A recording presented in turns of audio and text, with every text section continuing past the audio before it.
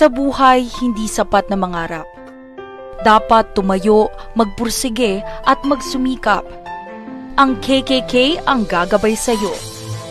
Startup and livelihood programs, one-stop shop assistance and support, holistic training, product and service promotion, partnering with government-related agencies and NGOs. Sa kabuhayang kayang-kaya, buhay mo ay gaganda.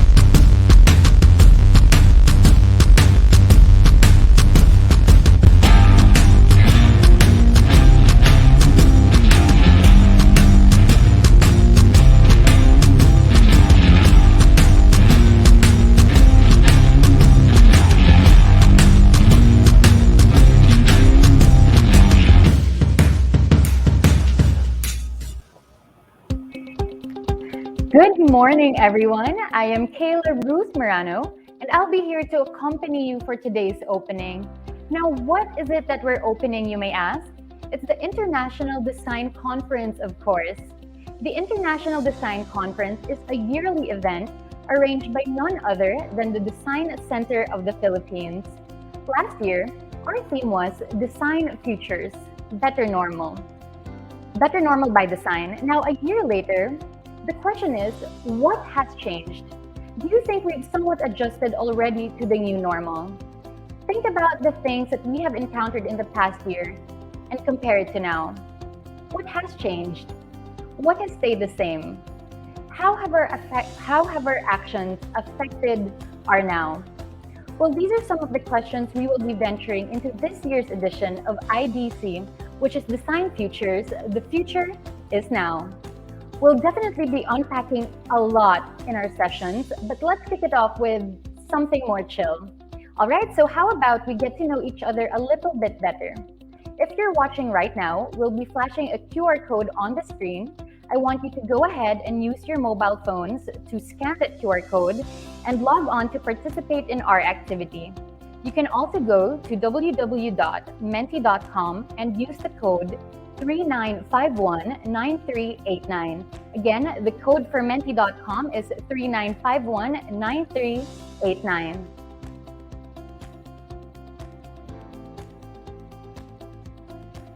All right, let's do a quick check. Are you guys already at the website?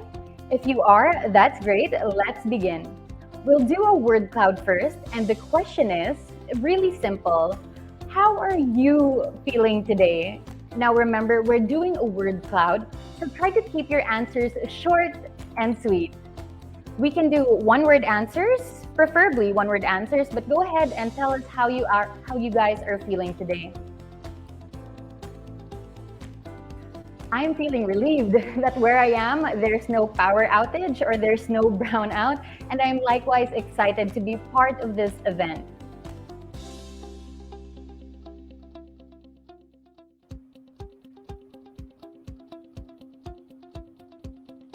Okay, so to those of you who weren't able to scan the QR code, you can just hop on menti.com. That's www.menti.com, menti.com, and you can use the code 39519381. Again, that's menti.com, and the code is 39519389. We'll be asking a series of questions, and you can go ahead and answer. So our first question, something very simple, but I do want to get to know you guys better. So how are you feeling today? Again, we're doing a word cloud, so one-word answers are preferred. Let's see what's going to come up. How are you guys feeling? What's in store for you? And with that, oh, you're feeling outstanding, and I'm glad those are the emotions that you have. Streaky eye. I don't know how to react to that. Hopeful, excited. Yes, these are all things we should be feeling and being excited about as we have this conference today. So go ahead, don't be shy. You can keep putting more and more answers. Pumped up, hopeful, excited. Yes, I'm seeing more and more. Go ahead and type in your answers and tell me how you guys are feeling today.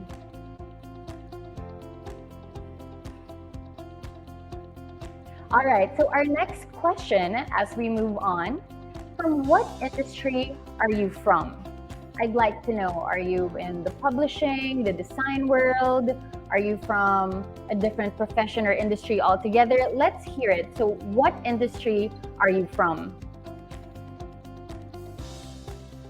Now, it's always exciting to be surrounded by creatives, and even though this is an online and virtual conference, I still feel that same energy, that same vibe, and I can't wait for the discussion later. We will have a series of question and answers, so I do hope for a lot of engagement from you guys. And don't be shy. Whenever you feel like you want to react or ask something, you can just go ahead and comment it on our Facebook Live or wherever you're watching this from. So the question I asked is, from what industry are you from? Let's see the answers. I have to zoom in a little. Okay, we have a few from actually we have a lot from design, from the government sectors, architecture, industry design, national government agencies.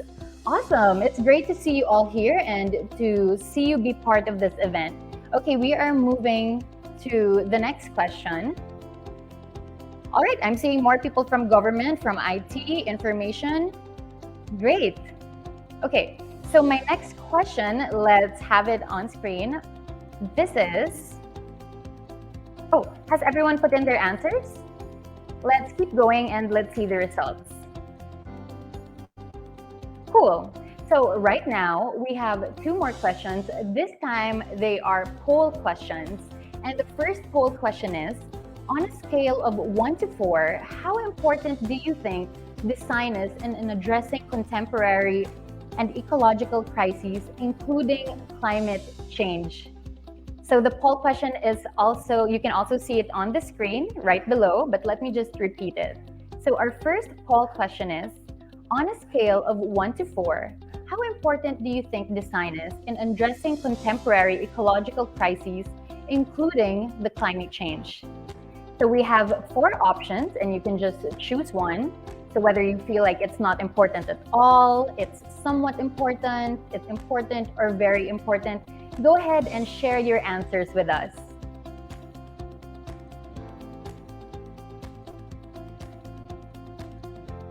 All right, and now we have poll question number 2. What is your level of involvement when it comes to climate change initiatives? So again, what is your level of involvement when it comes to climate change initiatives? So we have 4 choices. The first is, I segregate my trash and avoid single-use plastics as much as possible. B, I educate myself and attend webinars about climate change. C, I get involved in petitions for climate change. And lastly, letter D, I am a community leader who spearheads projects related to ecological crises. So those are our options for our second poll. And again, I do hope you put in all your answers. And we'll be revealing the results in a while. So that's great. And with that, I think we can give you just a few more moments before we move on. You know, personally, I do try to lessen my plastic waste and involve myself in the circular economy as much as I can, in the little ways that I can. But sometimes I feel like personally I can do more. And so webinars, workshops, online or physical, they really do help. And I find them to be incredibly insightful. So go ahead and log in the rest of your answers. And as I said, we'll be revealing the poll results shortly. Okay, we'll check back on those results a little bit later. Now, I think we're just about ready for the opening remarks. To officially mark the opening of this year's International Design Conference, Design Futures, the Future is Now, may I call on DTI Undersecretary Abdul Ghani Makatoman for his opening message. The floor is yours, Yusek Ghani. A very good morning, everyone. Welcome to the International Design Conference 2021. Design Futures. The future is now.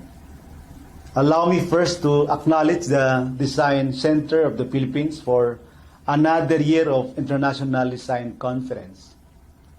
I, for one, am excited to see what's in store for this year's edition. The future depends on what you do today. These are inspiring words from Mahatma Gandhi, which I was told was also the kick-off point for this year's International Design Conference. I know I am not the only one saying that the past year was a tough one for all of us. The pandemic, with its effects, has definitely shifted the way we think and do things. And if anything, it has readjusted our focus to live in the present and revealed what is essential and where true values lies. If you had the chance to attend last year's International Design Conference, the conference asked what the role of design is in the Great Reset. thought leaders from all over the world shared their insights, providing us a peek into post-crisis future, highlighting the importance of community while finding ways to deal with crisis through the courageous and authentic design. By now, we know what solidarity is vital in rebuilding the future. Sharing experiences can create a safe space where discourse and innovation can blossom, such as the virtual creative communities that have popped up at the peak of pandemic last year, and many other community efforts that were grounded on malasakit and pakikipagkapwa. From navigating the new normal, we are now entering a new stage where we must take the reins and steer of course that would greatly impact future generations. And with that comes the realization that tomorrow we speak of is not some distant future, but one that is immediate. One that is at tipping point and compels you to realize, if not now, when? I expect design futures. The future is now to be the platform that not only celebrates design, but also the one that encourages designers and non-designers to think about how the best to respond to the urgent call of today's critical challenges, such as inequality, health, and climate crisis for a better future for generations to come. I expect this conference to showcase how we can change the game starting today and moving forward. Innovating by not just doing well, but more importantly, by doing good. I wish everyone attending this year's International Design Conference, wherever you may be, an inspiring next few days. Stay safe. Let's all strive to make things better by doing better. Once again, welcome to the 2021 International Design Conference, Design Futures. The future is now. Thank you, and mabuhay po tayong lahat.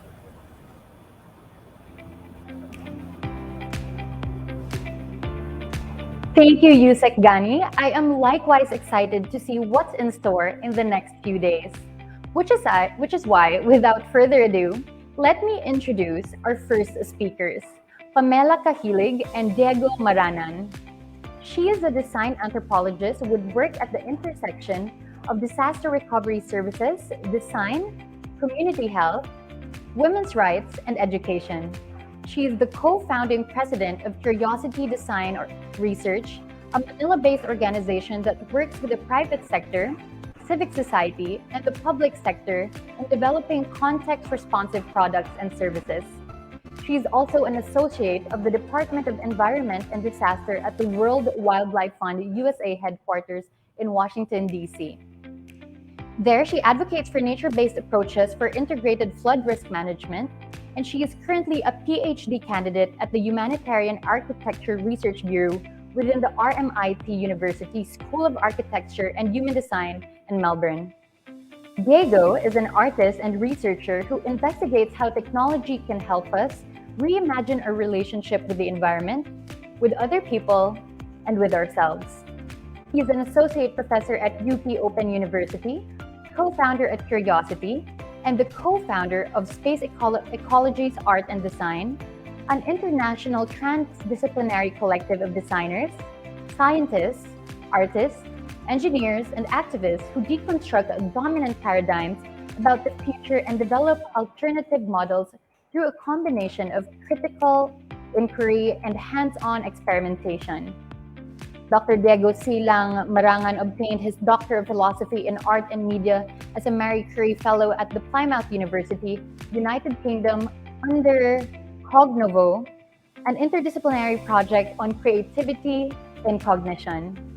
For their talk, they will be covering the recent global ecological crises, from global warming to COVID-19, which have prompted a shift in the mindset of how we approach contemporary practices and its wide-scale and long-lasting effects on the planet. And how, at the heart of it all, design remains to be a critical aspect and contributor to exact a positive change. Drawing from a broad range of case studies from the Philippines and elsewhere, Pamela and Diego will identify 5 ideas for reframing design in the direction of creating just and equitable futures. Let's all welcome Pamela and Diego. Now, before I leave you with our speakers, make sure to key in your questions at the comment section if you're watching through Facebook Live, and we'll make sure to get back to those during our fireside chat later on. So again, if you have any questions, just drop a comment on our Facebook Live. Now the stage is yours, Pamela and Diego.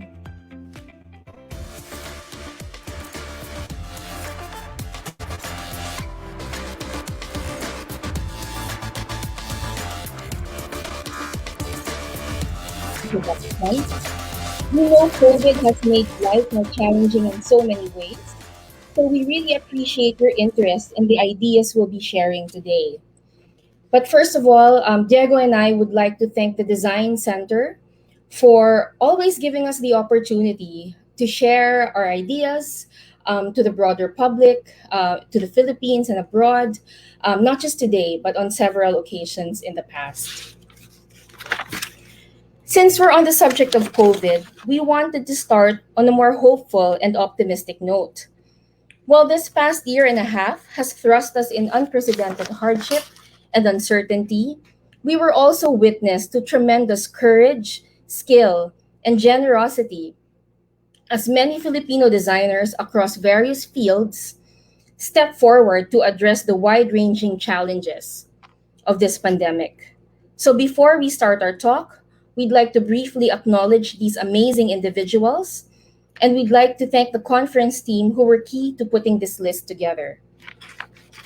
We first want to thank Dan Matutina, who led DTI's Paalalabas campaign, AJ Di Marucot, who developed a series of COVID lockdown communications from industrial design. We have August Pataksil of Sanitans PH, and Mitch Dulce and the Manila Protective Gear Sewing Club, who gave us the easily replicated 2-piece protective suit. We'd like to recognize architect William T., who created emergency quarantine facilities, Margaret Balanci, a Gadang culture bearer who used her ingenuity to create woven masks. And we at Curiosity had the privilege of seeing early prototypes of John Tan's vacuform. The versatility of this technology led to the creation of full-face PPE masks. Meanwhile, architect Jumax Moria helped create sanitation tents for various communities. We'd also like to give a quick shout out to Leroy New, who created artistic face masks. And we'd like to thank architect Dan Lichauco for sharing a design of a DIY COVID-19 home isolation room. And finally, the United Architects of the Philippines, where numerous chapters stepped forward to create spaces and structures for the prevention and healing from COVID. We had limited time to prepare, and no, this list is short and incomplete. We thank the many designers and their collaborators who continue to share their talents, resources, and skills so we can overcome these unprecedented times. The recent contributions of many Filipino designers to addressing COVID shows the ever-expanding scope of design. From its conventional associations with aesthetics, style, and neatly bounded products that appeal to our visual senses, design is increasingly being recognized as an approach for solving planetary scale crises. It is now unsurprising to hear such pronouncements as climate change is the fundamental design problem of our time, by Ned Kramer, a recent editor-in-chief of Architect, the Journal of the American Institute of Architects. Kramer is concerned about the significant contribution of the building industry to greenhouse gas emissions, which is about 40% in the US. Or the assertion that COVID 19 is the ultimate design thinking use case by Mikos Phillips, a London based UX designer who argues for the use of IDEO style design thinking processes to solve an array of COVID related challenges, such as public health communication, panic buying at the supermarket, and contact tracing. In identifying design as an approach to large scale problems, there is a recognition that humans have, since the Industrial Revolution, designed our way into unsustainability through, for example, the use of materials at the expense of being complicit in the destruction of ecosystems that are vital to our survival, or by encouraging planned obsolescence and conspicuous consumption. This raises an important question asked by Cameron Tonkinwise, a design scholar from the University of Technology, Sydney. If we designed our way into unsustainability, does that mean that we have to design our way out of it? Are there other ways of getting out of this mess that don't involve designing? In a nutshell, yes and no. There is an approach called Inoperative Design, developed out of the field of community architecture through practice in Metro Manila, where, after assisting informal settlers in articulating their visions of the future, architects inhibit themselves from further participation in the process so that the urban poor can raise their voices in urban development to speak to institutions they once thought were out of reach. This socially and politically sensitive way of designing shows that design, as a sector, and despite the challenges it has brought about, offers ideas and possibilities for hope to spring forth in a time of crises, provided, and big emphasis on provided, we take the effort to re examine what design is and what design can do. In his book, Designs for the Pluriverse, Colombian American anthropologist Arturo Escobar observes that if we acknowledge that everyone can design, then the lesson design teaches us is that the world is diverse. In the Philippines, we don't have to travel far to realize this. In the Agusan Marsh, the most ecologically important wetland in Mindanao, the floating village of the Agusan Manobo show us possibilities of building housing that is responsive to the fluctuation of floodwaters. Meanwhile, the rice terraces of Ifugao have long been acknowledged as an innovative, nutrient-rich, and biodiversity-rich community-driven model of farming. It is listed as a globally important agricultural heritage site. The social, cultural, and ecological diversity within the Philippines reflects Escobar's idea that we live in a pluriverse. We live in a world of many worlds. However, we have also come to live in a world in which design itself has flattened this diversity. While it's important to recognize, for example, the invaluable heritage of our indigenous communities, we must be careful not to reduce them by romanticizing them as relics of our past. Indigenous groups live in the present, grappling to preserve their ways of life that are rapidly being obliterated by the world of unbridled commercial interests. And yet, ironically, it is the indigenous communities that have much to teach us about what it means to live sustainably and equitably now and in the future. This leads me to the second lesson about design in Escobar's work. What we design designs us back. Ecologically extractive and unjust design, innovation, and consumption practices of the past have materialized in the present as various forms of global crises. The present COVID 19 pandemic, for example, is not just a public health problem, it is also a biodiversity problem. When we destroy biodiversity, we destroy ecosystems on which human life thrives. Biodiversity makes it difficult for pathogens to spread. Conversely, biodiversity loss makes it easier for pathogens to spread between animals and people. Meanwhile, social media apps have indeed facilitated new forms of social relations and ways of overcoming isolation during crises. But on the other hand, these technologies are also associated with mental health problems, sleep deprivation, teen bullying, and other problems previously unforeseen. The point of acknowledging that we are transformed by the very designs we create is that we need to allocate time to think beyond the product, the car, the app, the house, or the appliance, and ask, how will these designs transform us back? Can they nudge all those who encounter these towards livable, meaningful, and equitable futures tomorrow, in the next 10 years, or in the next 100 years? United Nations Commission scientists have recently released a report that states that the warming of every inhabited region in the planet is unequivocally caused by human activities. Many changes are irreversible. The Philippines is particularly vulnerable to climate change and its overlapping disasters because of our geographical location and our settlement patterns that reflect densely populated coastal areas. We are most especially vulnerable because of global south conditions that reflect the need to urgently attend to social and environmental justice, widespread poverty, inequality, and political marginalization. Because of these circumstances and social structures, we are in a position to lose our hard earned socioeconomic gains and well being to disaster repeatedly and on a massive scale. The scenario appears bleak, but there is some time left to act.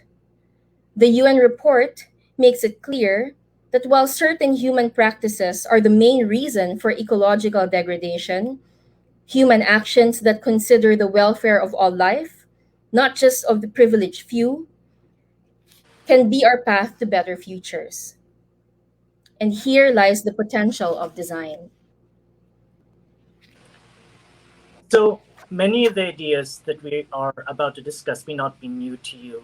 Some of them may be, but what is across them is that we believe in their relevance to ethical ways of designing that prioritize the welfare and futures of the vulnerable who are most affected by contemporary ecological crises. So now we'd like to present 5 ways to reframe design within the Philippine context for just futures and offer examples and case studies. Some of them are based on our previous experience in our work, and some of them from colleagues or people with their networks, or just really interesting examples that we've come across. So next slide, please. We believe in the power of thoughtful collaborations across disciplines. I think there's an issue with the slides. That's all right. I can keep talking. Yeah. Well, Pamela figured out the slides. We wanted to say that we believe in the power of thoughtful collaborations across disciplines. So, for example, I myself work in the intersections of technology design, cognitive science, computer science, and new media art. Pamela works in design anthropology with applications to architecture and development. And the reason why collaboration matters is that we need many perspectives to work on what are known as wicked problems.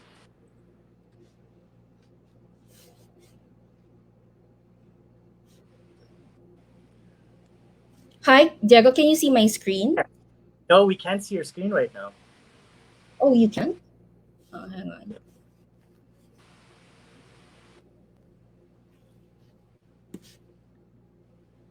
I can go ahead and talk over. Yeah, can you see it now? Not yet. Oh, technology. I work in technology design, and I always think to myself, why do I work in technology? Okay. Yeah, how about now? Still not. Oh, wait. Here we go. Here we go. Oops. We're seeing parang nested screens. Okay, yeah, okay. Yeah. Should be okay? Yeah, there you go. Okay. So as I was saying, yeah, we work across disciplines, and we think there's an urgent need to work across disciplines. Both Pam and I work in the intersection or in the confluence of different disciplines. Myself in technology design, cognitive science, new media art, and Pamela in design anthropology with applications to architecture and development. And the reason why these collaborations matter is that we need many perspectives to work on what we know now as wicked problems.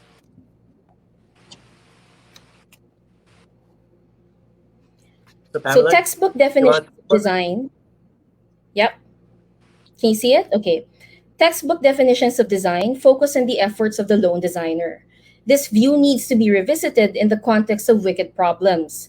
Problems that are complex and large scale, problems that are hard to define, hard to solve, and in which there is little room for error, because the stakes are too high. These problems cannot be solved by one person or one discipline or sector. None of this is new, but the idea is worth repeating, especially in a time of unprecedented crises.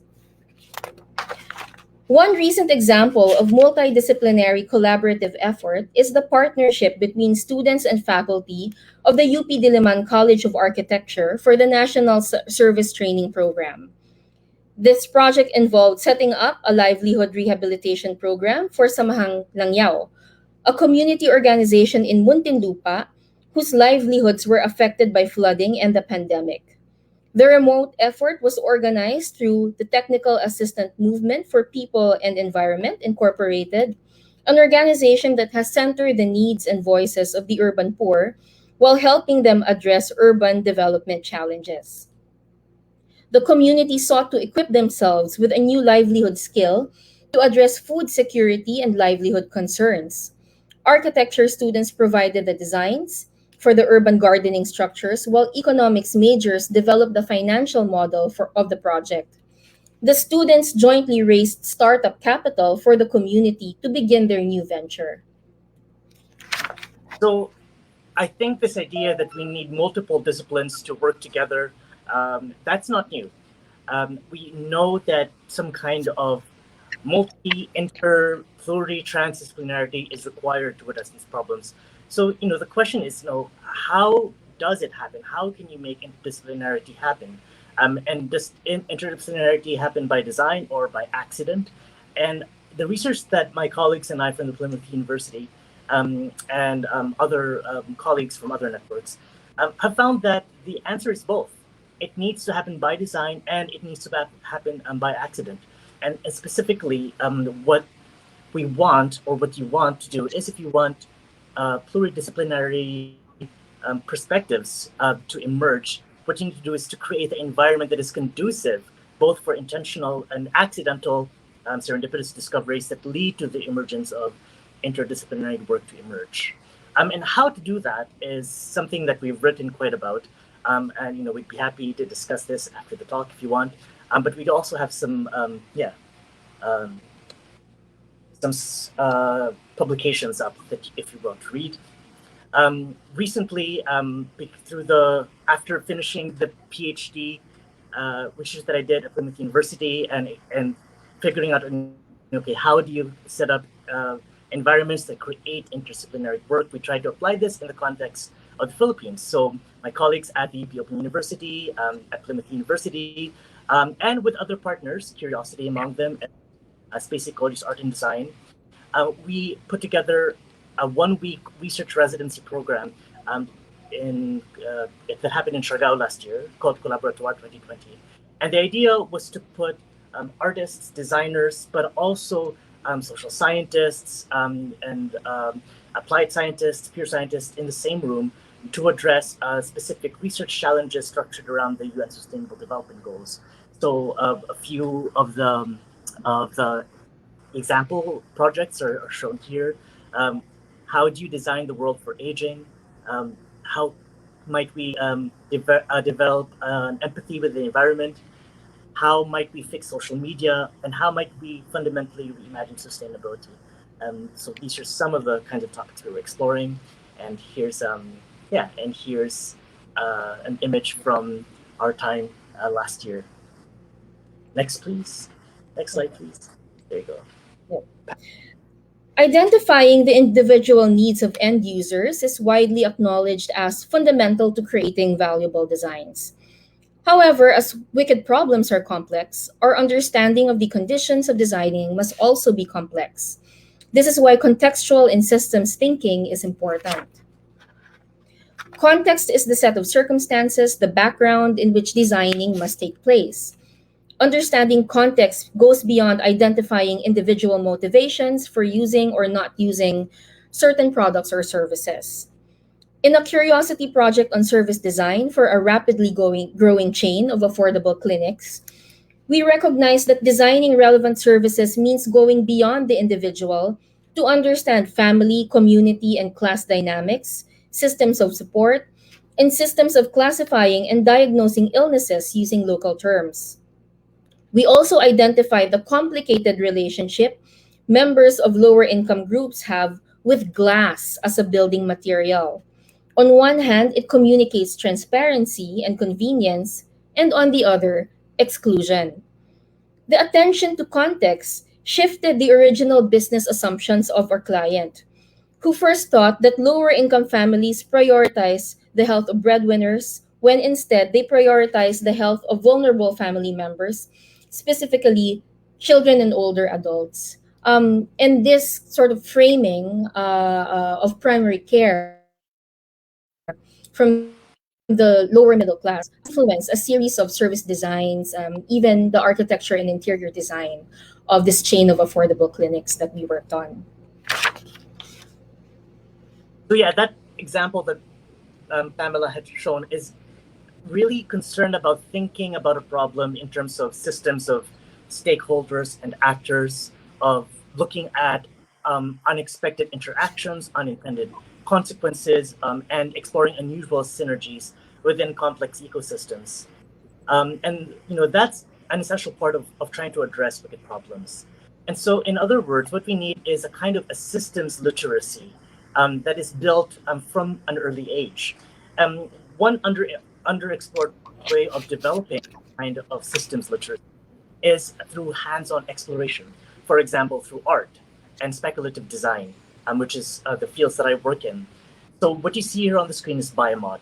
It's a community-driven series of art projects that tries to imagine how radically different ecosystems might coexist. So with a Biomod project, we ask, how can artificial systems, living systems, and human social systems come together and support each other? And the answer to this is always a kind of this installation.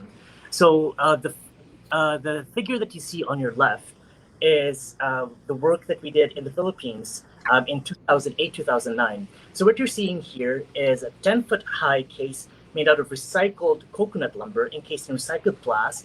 And inside this case are old computers that have been made to work again.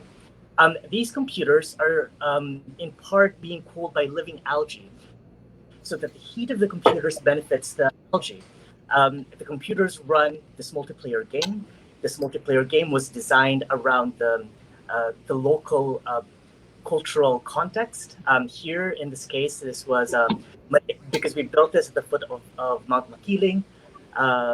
The game actually revolves around the story of Maria Makiling.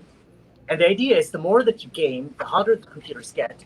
And the hotter the computers get, the more the algae benefits.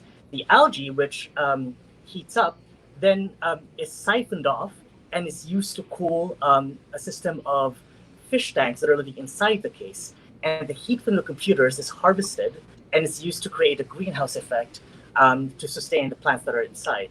And so the idea is that what is waste in one kind of ecosystem ends up becoming fodder for another. And we've built these kinds of community-driven art installations across the world. We've built over 30 of these. And so the version that you see on the upper right is the latest one that we did in Belgium. And this time we included even more living ecosystems, microbial ecosystems, in thinking about how can different kinds of ecosystems cohabit and coexist, perhaps in unexpected ways. Next slide, Pam. Our entanglement in global crises necessitates that we look to the international community for inspiration to address problems here in the Philippines. However, we must not forget that because design is a capacity shared by all humans, we have our own culturally bound notions of design and creativity that are quite different from Eurocentric ideas. And so, an example of this is the kind of discoveries that we've been making in this research project that I'm working with, along with Francesca Casaway and Patricia Calora. So, what we're trying to do is to map art science collaborations in the Philippines. My own background is in computer science and contemporary dance, and along the way, because of the intersection of these two, I decided to began to design wearable technology for body awareness. And so, in my experience, there is clearly a big synergy that could happen between the arts and the sciences. And if you think about the hugest, the biggest leaps in science, where you have transformational kinds of creative advances. You think about Marie Curie, and you think about Einstein, you think of Bohr, you think about relativity, and think about Darwinian evolution. These were not just the systematic application of scientific principles, but profoundly creative acts. And so we began to ask the question, is the kind of culture that values creativity as a form of inquiry in the arts and in humanities, would this be the kind of culture that would also generate high impact scientific outcomes? So that's where we started with this project, and we've just finished doing interviews with all sorts of really interesting individuals from across the Philippines who are doing work in the arts and the sciences. And it's very early stages, but what we're uncovering is that the division between the arts and sciences is, in part, really a legacy of our colonial past. And so for some of the people that we've been talking to, thinking about art and science or thinking about design is actually a kind of a strategy to decolonize their way of understanding the world and understanding disciplines. And one of the things that we've uncovered as well is the need for platform spaces and individuals that can facilitate this kind of accidental and serendipitous inquiry that we had talked about earlier. Yeah, over to you, Pam. Okay. So the concepts that we can use to decolonize design in the Philippines are, words, terms that we use in our everyday language, such as kapwa. In Psikolohiyang Pilipino, kapwa is the unity of the self and the other. When we identify someone as our kapwa, like kaibigan, kaklase, katrabaho, kakonference, we no longer refer to them as ibang tao because we see a sense of ourselves in them. When we identify someone as our kapwa, we share part of our life with them, we share their joys, their pains, and their dreams. It has been said that kapwa is humaneness at its highest level. It is the highest aspiration of our pakikitungo or interaction with each other. Kapwa is also the view that each person is part of a human family that shares this planet Earth. Kapwa here extends to all beings: animals, plants, trees, rocks, the living planet. So, Diego's Biomod exhibit, for example, was a good experiment in treating like fish, for example, or algae and microbes as our kapwa and caring for them as our kapwa. The idea that other beings on Earth are our kapwa presents interesting possibilities for changing our ways of life. What sort of homes, cities, and environments could we design if we consider mountains, rivers, seas, sand, fish, birds, trees, and technology as our kapwa? This thinking is not new, especially to our indigenous communities. The Teduray of Mindanao, for example, believe that they were born to take care of the forest. The forest is, in a way, their kapwa. They need each other, and therefore, they take care of each other as each other's kapwa. There is interesting ongoing work right now on the potential of kapwa to become the base of planning just and cities. By, for example, Dr. Reden Resio, a Filipino postdoctoral scholar based in the Melbourne School of Design and former faculty of DLSU. Now, this is a photo I took of the home of a former research participant. Let's call her Anna. Anna uses a wheelchair due to a stroke, and she lives in this prefabricated house in the photo. The house is hot during the day, and since Anna's condition does not allow her to leave the house frequently, she was worried that she'll have another stroke if she cannot find ways to cool herself during the day. According to the housing site rules, residents are not allowed to modify their housing structures. They cannot extend or add an awning or tarpaulin in front of the house to cool their home. And so Anna's husband grew this curtain of vines. So you can see that green kind of trellis running across the house. And they use this curtain of vines to cool their home, to follow resettlement site rules while addressing the health concerns of Anna. So this case is an example of discarte. It is more than improvising actions and materials amidst conditions of scarcity and uncertainty. It is also moral improvisation. As the couple altered their physical environment, they also got into discussions with the officers of the association of the site. And so they were also trying to figure out their values and their sense of right and wrong. The discarte of the poor, their ways of attempting to design themselves out of poverty, reveals to us the overlooked aspects of formal ways of designing, as well as the policies and systems that may be exacerbating their vulnerability. In my research, those affected by disaster make a distinction between good discarte and bad discarte.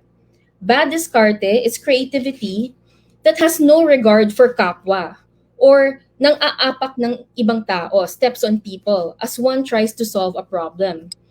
If we consider discarte as a local approximation of design, then discarte suggests that designs should not be judged based on whether they are beautiful or ugly, but whether they are makatao, or in English, humane. So we Filipinos, as much as we like to learn from other corners of the world about design, we also have a lot to teach the others about designing for justice and for equitable futures. Descartes and Kapwa build up to the point of this talk. To design just futures, we need to design with a stronger sense of ethics. I'm just one of the several social scientists doing research into possibilities these concepts hold for creativity and social justice. I've already mentioned urban scholar Reden Resho from the Melbourne School of Design, fellow anthropologist Kyra Cañete of the University of New South Wales, and UP Cebu is also doing research into discarte and women's experiences of post-disaster housing reconstruction. And Karin Alejandria from UST has done research about discarte and informal livelihood. We social scientists have many tools to understand the links between design and justice.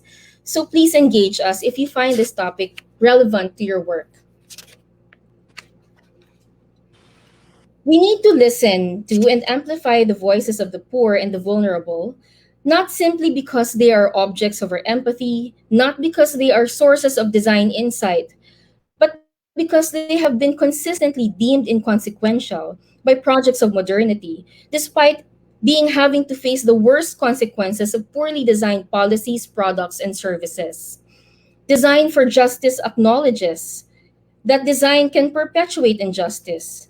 It also recognizes that redress is also possible through design. The last time I spoke at this forum, I discussed an early curiosity project with the women's rights NGO WedPro. I talked about the construction of a gender and locally responsive evacuation center. This was part of the NGO's humanitarian shelter program implemented after Typhoon Yolanda. It was a program in which we encountered many difficulties and only made headway when we let go of our long cherished definitions of vulnerability.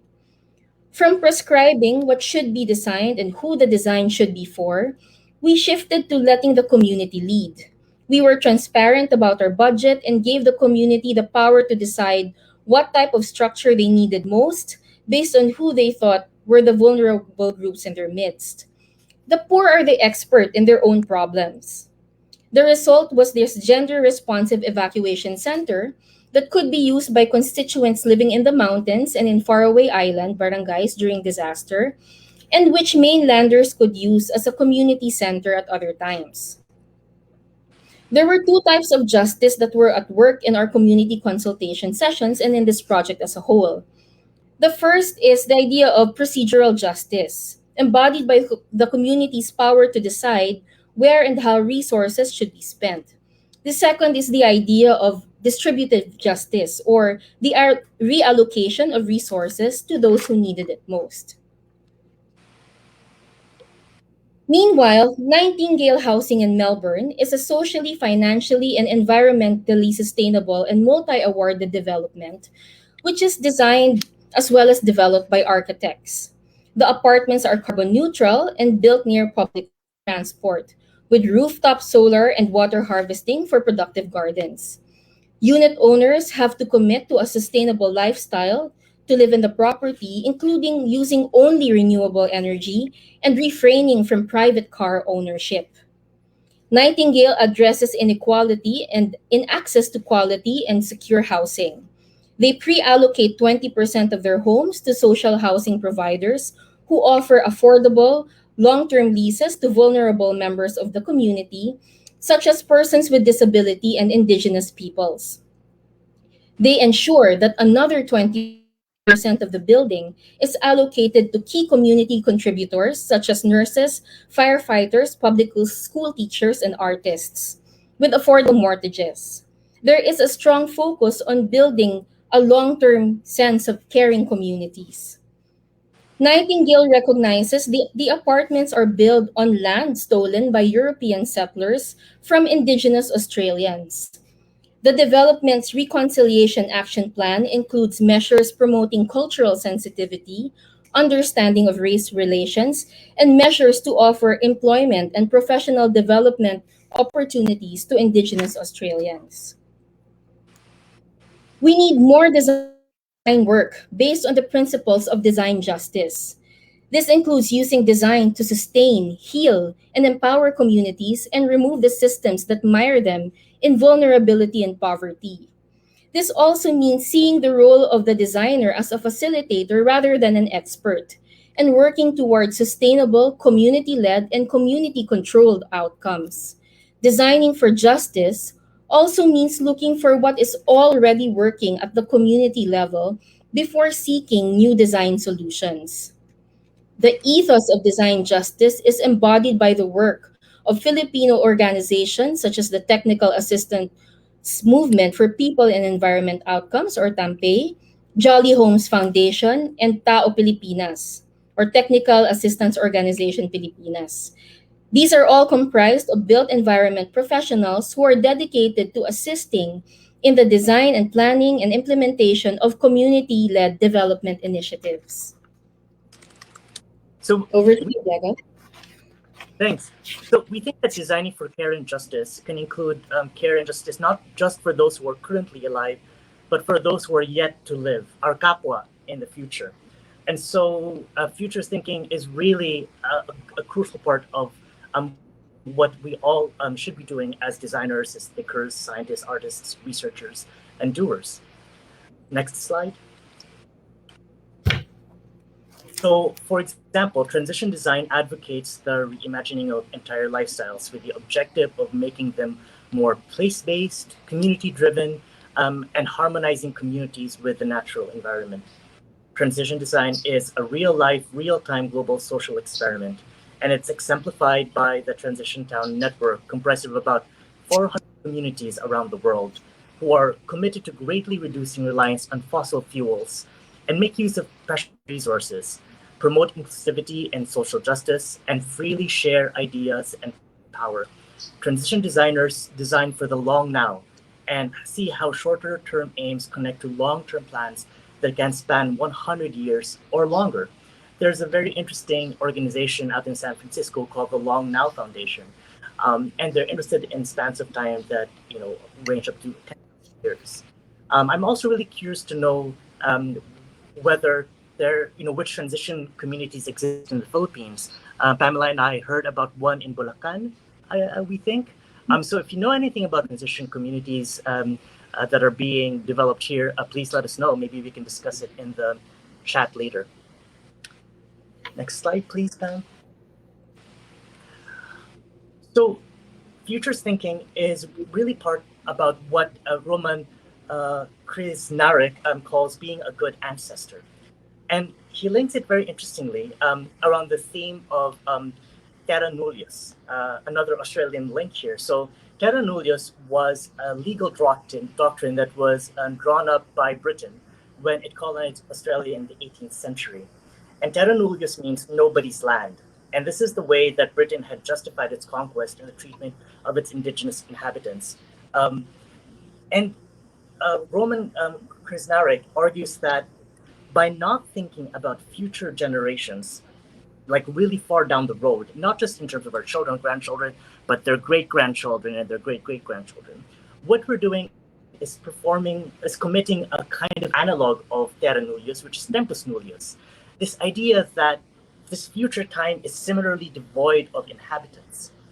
And in his book, The Good Ancestor, Krznaric proposes 6 ways to think long. One of them is to think about intergenerational justice and to consider the needs of the 7th generation. And this idea of 7th generation justice comes from the Iroquois Nation. I'm sorry if I'm not pronouncing this right. An indigenous Native American community, or actually nation in the North American continent. And the idea is that in any action that must be done, that can be done or should be done, we should always think about how this would impact people 7 generations down the future. And thinking about that far down the road, thinking about 7th generation ahead is difficult. So what we need to do is to develop our cognitive and affective abilities to empathize with the future.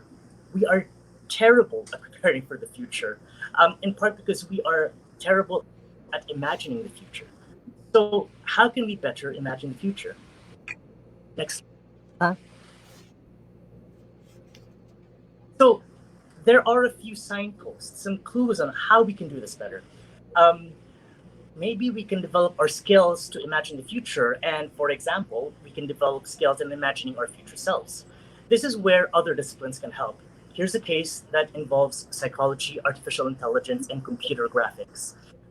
Researcher Hal Hirschfield and his colleagues found in 2011 that the more emotionally connected people are or feel with their future selves, that is, the more familiar they seem, and that the more they can identify with their future selves, the more motivated they are to financially prepare for the future. So in this series of studies that they did, they showed that if you were confronted with an aged avatar of yourself, you will actually invest more financially, better prepared for the future.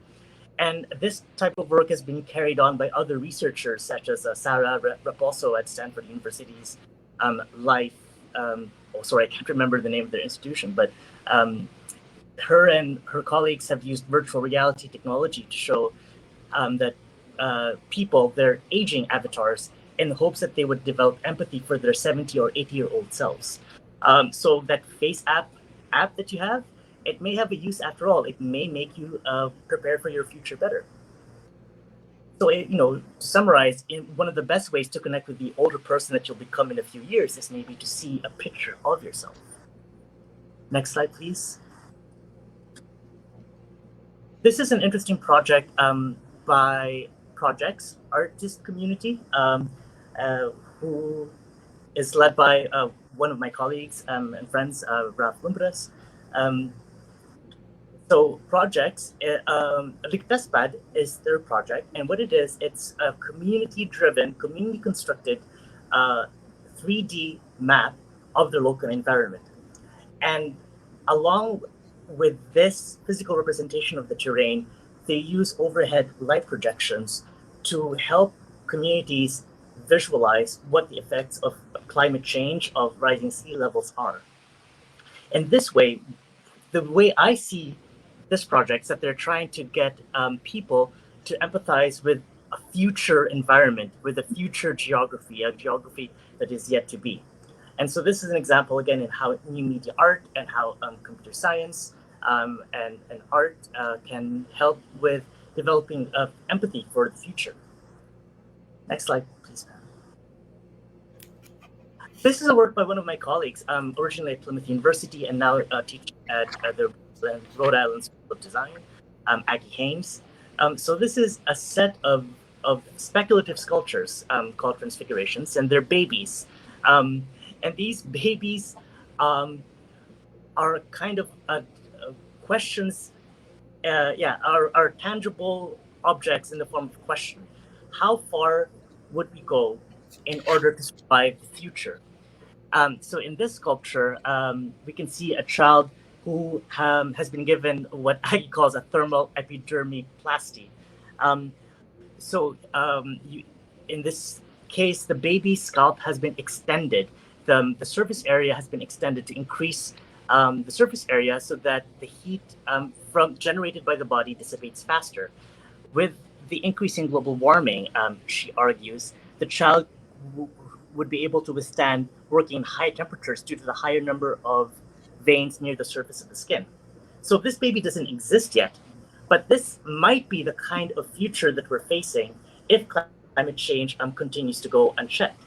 And so here, this is a kind of a way to generate a critical engagement with the future by showing what might happen if we continue going down the path that we do. Next slide, please. So, in general, we wanted to summarize the 5 ways we thought of reframing design for just futures. The first is thoughtful collaborations across disciplines. Second is contextual and systems thinking. Third is focusing on local concepts related to design, designing for justice and care, and futures thinking. Next slide. There's no better time to discuss the future than here and now as we struggle to rise above the challenges of COVID. So we wanted to end this introduction with an excerpt from award-winning writer and activist Dati Roy from her recent Financial Times article called Pandemics Are Portals. Historically, pandemics have forced humans to break with the past and imagine their world anew. This one is no different. It is a portal, a gateway between one world and the next. We can choose to walk through it, dragging the carcasses of our prejudice and hatred, our avarice, our databanks and dead ideas, our dead rivers and smoky skies behind us. Or we can walk through lightly with little luggage, ready to reimagine the world and ready to fight for it. Thanks. Maraming salamat.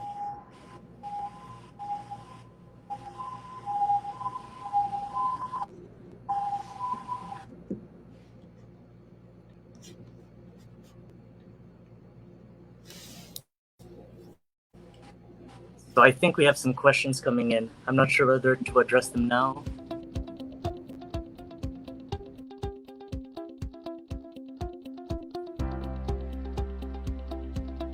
Pam, Diego, thank you so much. I thought it was incredibly powerful earlier when Pam said, what we design designs us back. As creatives and as designers, we should think a step further and design, innovate these mindful systems that will in turn affect all of us back in a favorable way. So through thoughtful collaborations, contextual and systems thinking, local concepts related to design for justice and care, and futures thinking, let's build the tools that will in turn build us back. This is how we begin with Just Futures. Now, I did see earlier in the Facebook Live, there were comments, questions, and sentiments. So we are going to bring back Pam and Diego, but before we have our fireside chat, I'll call on our moderator for today's session, Beth McDonald. Beth is an executive coach and facilitator with 28 years of experience in Asia. Beth's mission is to unleash the creative energies of organizations. With over 30 years of experience, Beth has handled positions in a variety of industries all over the world. Welcome to the IDC stage, Beth. Thank you. It's fantastic to be here. And I totally agree with the comments I'm seeing on the Facebook feed. It was so interesting. It was so inspiring. And it's wonderful to be here with Pam and Diego and seeing the depth and breadth of their work. And earlier, we also had poll questions that related or gave the introduction to the talk. So we are just going to pull on some of the results. So good to have you guys here. So let's dial it a bit and let's get back to those said poll questions we asked earlier. So I hope all of you are ready for the reveal. Here are the answers. Okay, so earlier the question was, I'll repeat it for the benefit, of some of the people who might have just come in the live stream. So on a scale of 1 to 4, how important do you think design is in addressing contemporary ecological crises, including climate change? We had 4 options.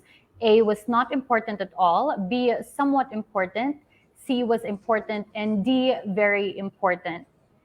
And for poll 1, here are the results.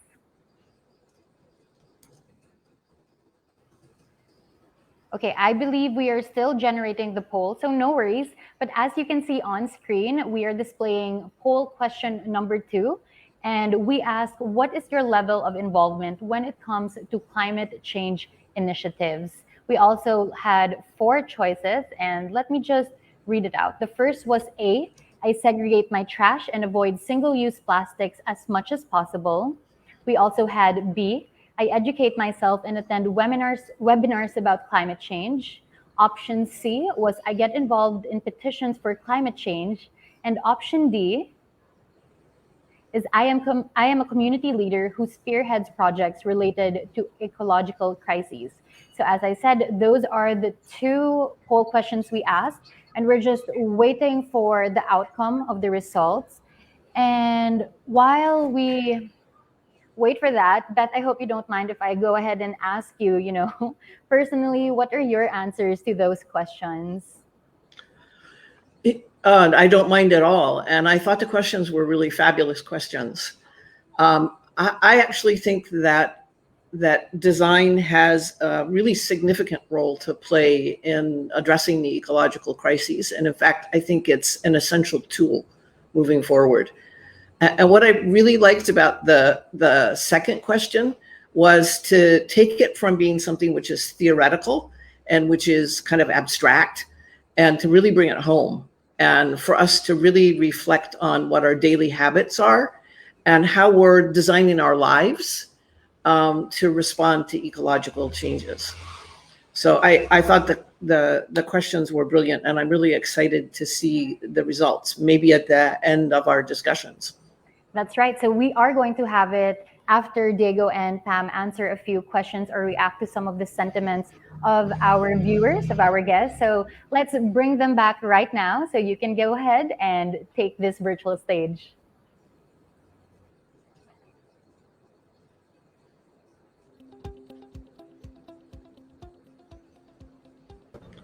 Hi, guys. It's nice to see you. It was fantastic to have the opportunity to listen to you. I felt like I went on a world tour of contemporary leadership and philosophy. That was just fabulous. Thanks. Thank you, Beth.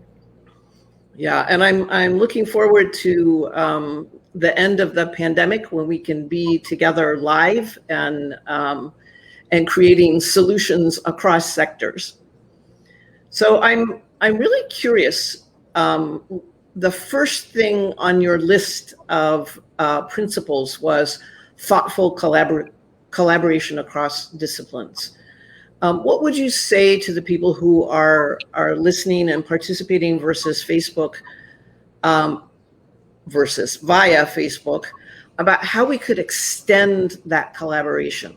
What are some of the things that government could do, or that people in educational institutions or people in commercial enterprises? How could we get more collaboration? I think I'll let Diego take that on. These are collaboration. Maybe I should. I do work for government. I teach at the University of the Philippines, which is a state institution. right off the top of my head, I would say, first of all, that it needs to be structures in place that reward interdisciplinarity. So, for example, I know for a fact that in my university system, the way that faculty and staff are assessed for their contributions to knowledge is disciplinarily. There are three kind of committees. There's a committee that assesses whether art and scientific outputs, and one for the arts and the humanities, and one for business management, social sciences. And if your work doesn't fit neatly in just one of those boxes, if your work spans all three of them, you will not be valued as much. You won't get promoted as much. So even just having something as simple as a committee that will really look at your value across different types of disciplines and saying, yeah, those are all valuable contributions. I mean, that's such a huge help.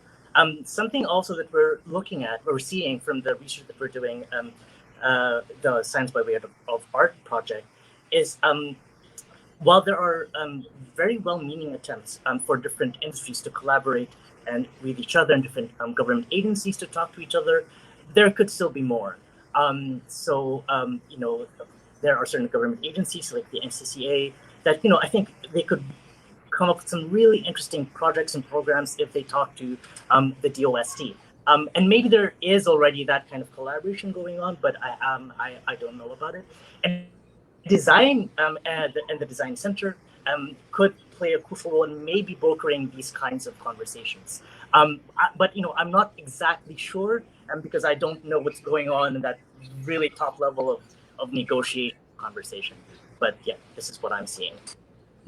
So as I'm listening to what I heard very strongly is to think about how we measure people's contribution in the systems. So whether that's Yeah, absolutely. Measuring people's contributions, and not just across disciplines, but also across time. Because what we are also very poor at, as far as I can tell, is measuring long-term impact. So like the arts and the humanities and the design, I mean, we don't look at how exposing a child to a certain book, to a work of science fiction, might have an impact on their lives 30 years down the line.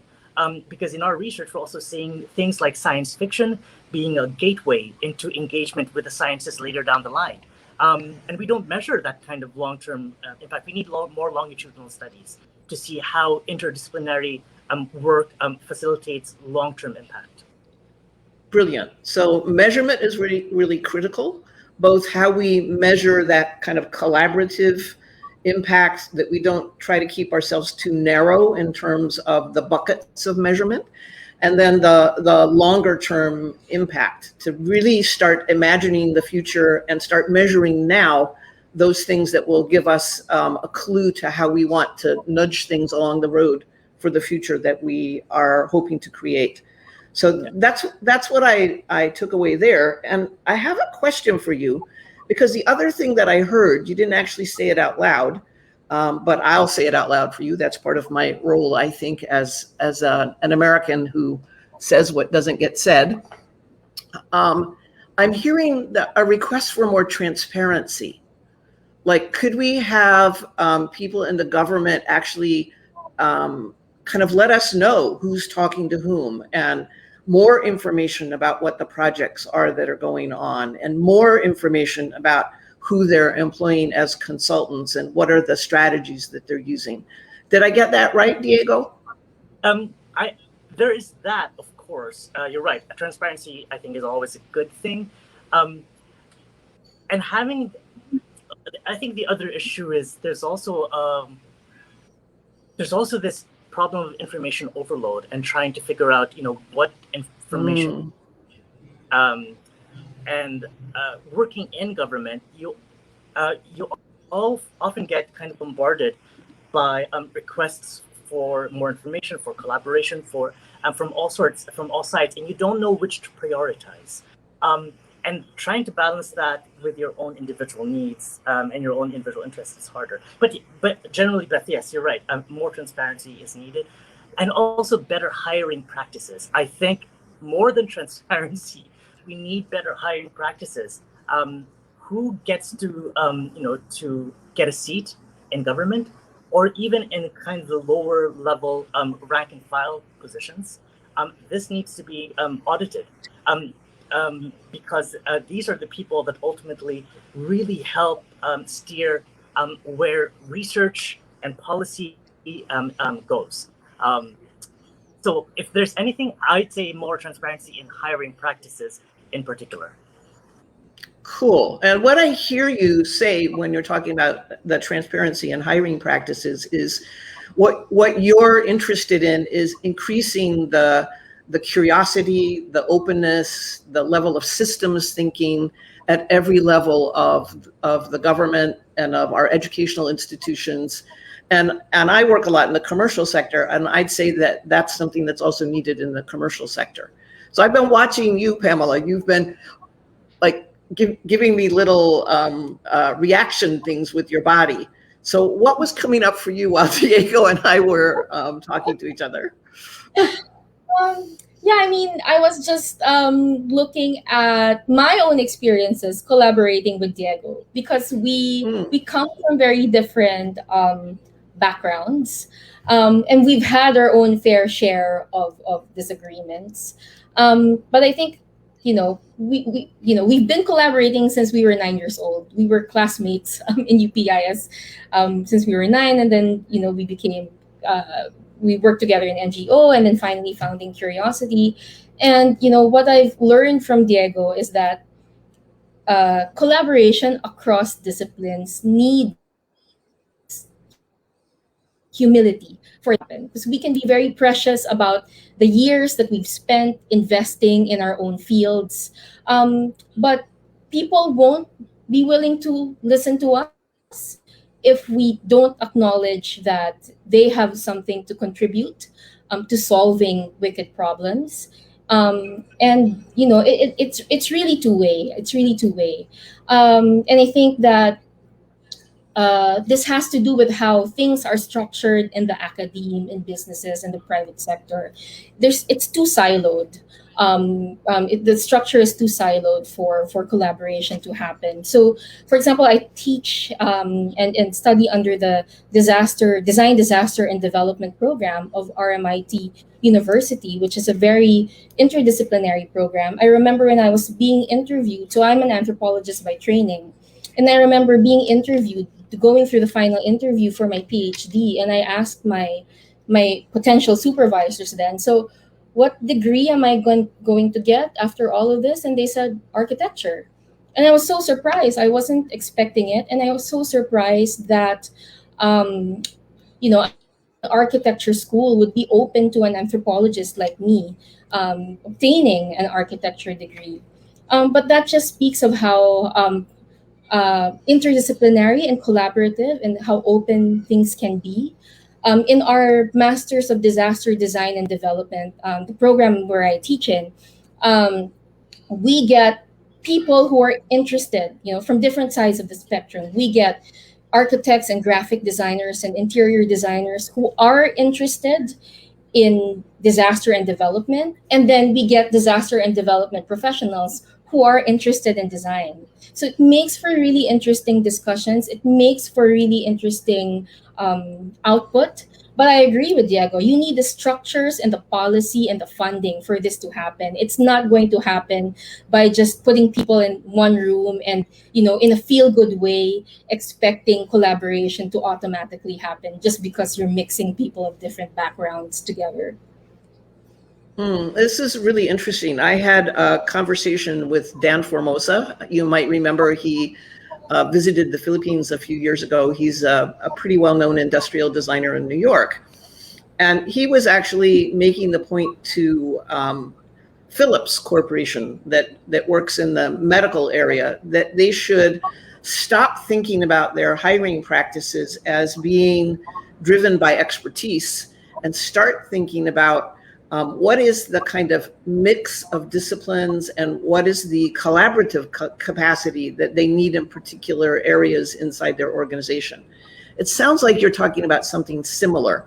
You're talking about actually designing hiring practices and designing project teams even in such a way that we get this cross-fertilization, that we get it set up to have multiple disciplines there and available to collaborate.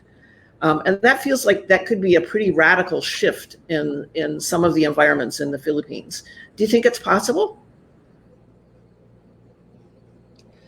Oh well, I think it's always possible. I don't think that it's not happening. There's some interesting movements, for example, in futures thinking that are coming out of the development sector here. But then, as Diego mentioned earlier, the challenge is really how to do this for the long term, because we need to move beyond workshops and working groups, and these collaborations have to, in the end, translate into material change. They have to lead to transformation. It cannot be collaboration just for the sake of collaboration if we're going to do this to solve, global scale wicked problems. So in Facebook, my colleague Louis Angsico asked a question about how could we take what you guys have been describing and support SMEs, which are one of the economic engines of the Philippines, to step into the space of design thinking. Have you got some thoughts for Louis in that area? Yeah, I mean, Curiosity has had a few consultancies with SMEs. So we do have, we take them through several tools that allow them to kind of understand their businesses within the larger context. One tool is called PESTEL, where you look at the political, economic, social, technological, environmental, and legal, so PESTEL, conditions in which you're working in. So we ask them to do this first, even before they start prototyping, because even at that stage of understanding the context, they can decide whether or not a business venture is worth going through further risks. So yeah, there are tools to do that, and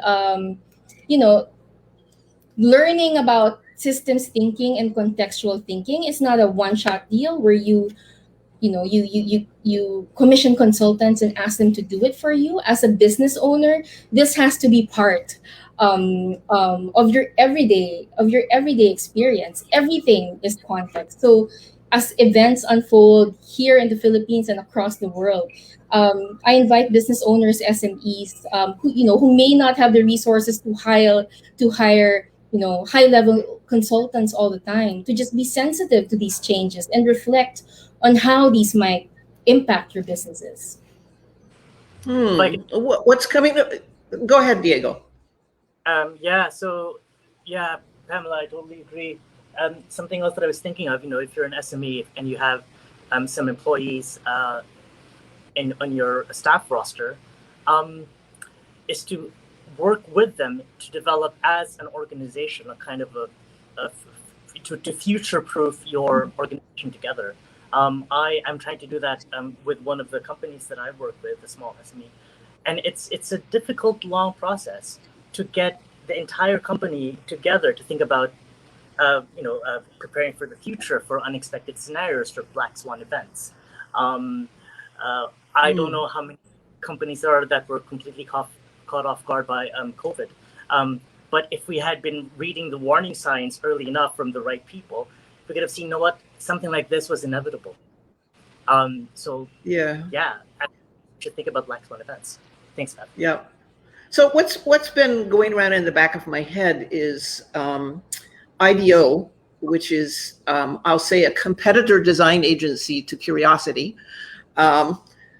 It gives free training on YouTube and on their website.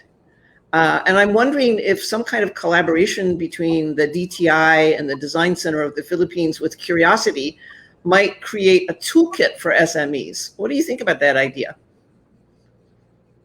Actually, yeah, go for it.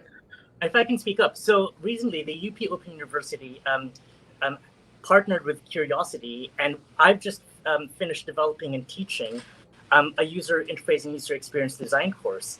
And I think under the terms of our agreement and in terms of the mandate of the University of the Philippines, we can actually probably provide these materials as open source, open educational resources that anyone can use and kind of design their own curriculum around. So this is one contribution that Curiosity and the University of the Philippines has been able to make.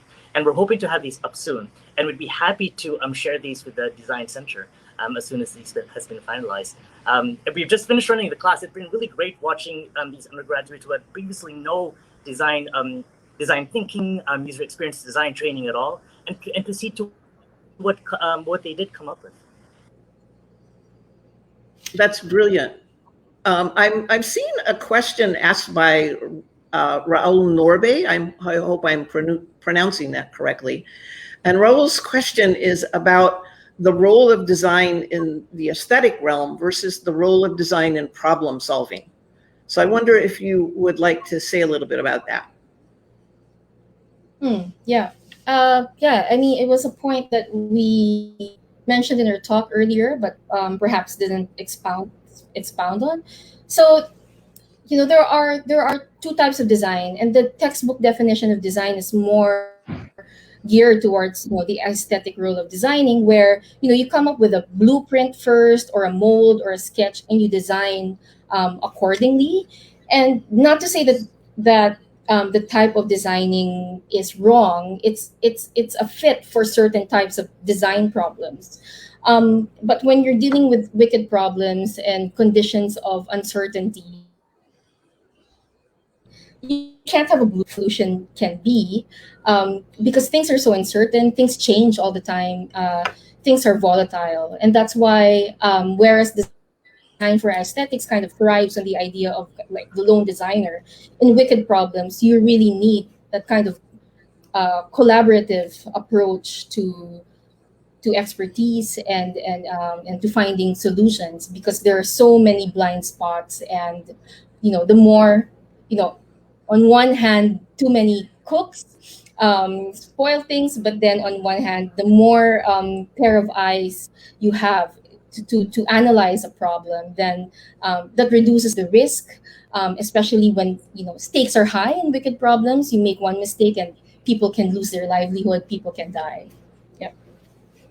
I have a response to that as well. I have two responses actually. The first is the easier one is to talk about a well-known design principle, the aesthetic usability effect. We know things that are visually appealing are tend to be perceived as more usable. Whether it is more usable or not is another thing, but it creates some kind of user engagement.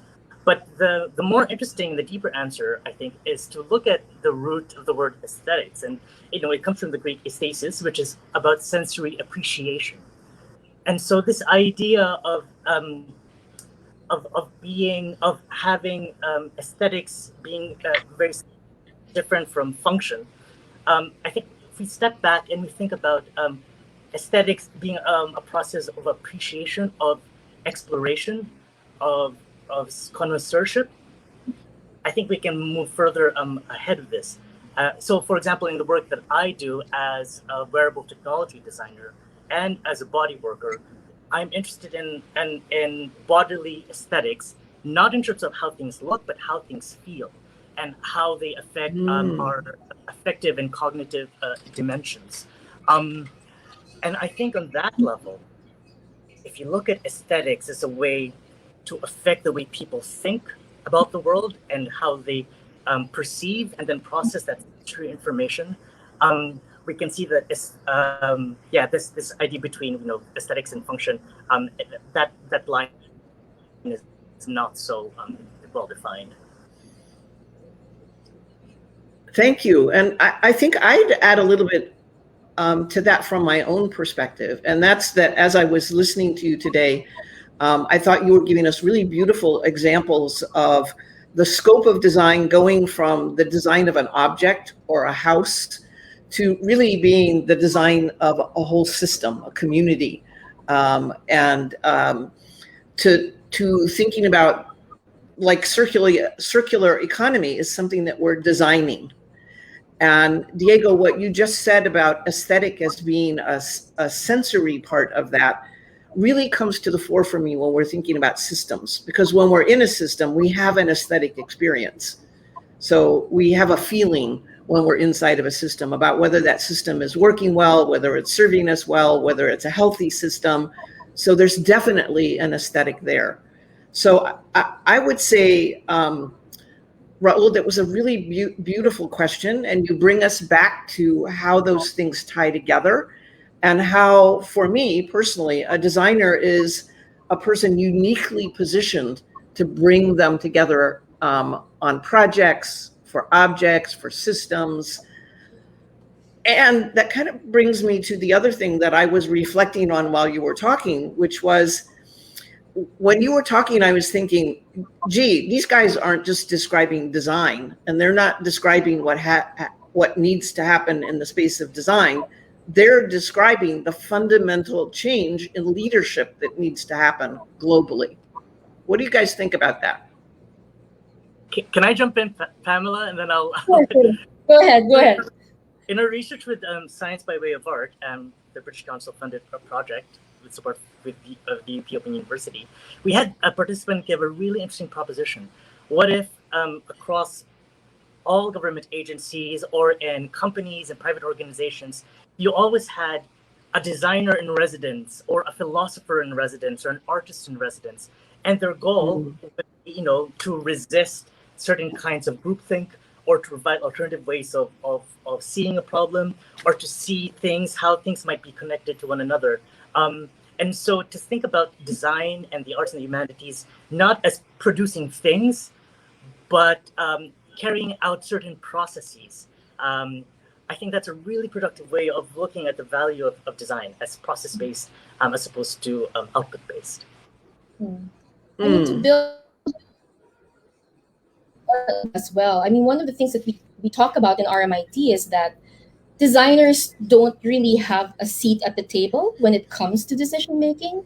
More often than not, like for example, in the field of say real estate or architecture, or even humanitarian architecture, which is our field, the big decisions, the big strategies are formulated, and then you involve the architects on the how part of the problem, but not the why.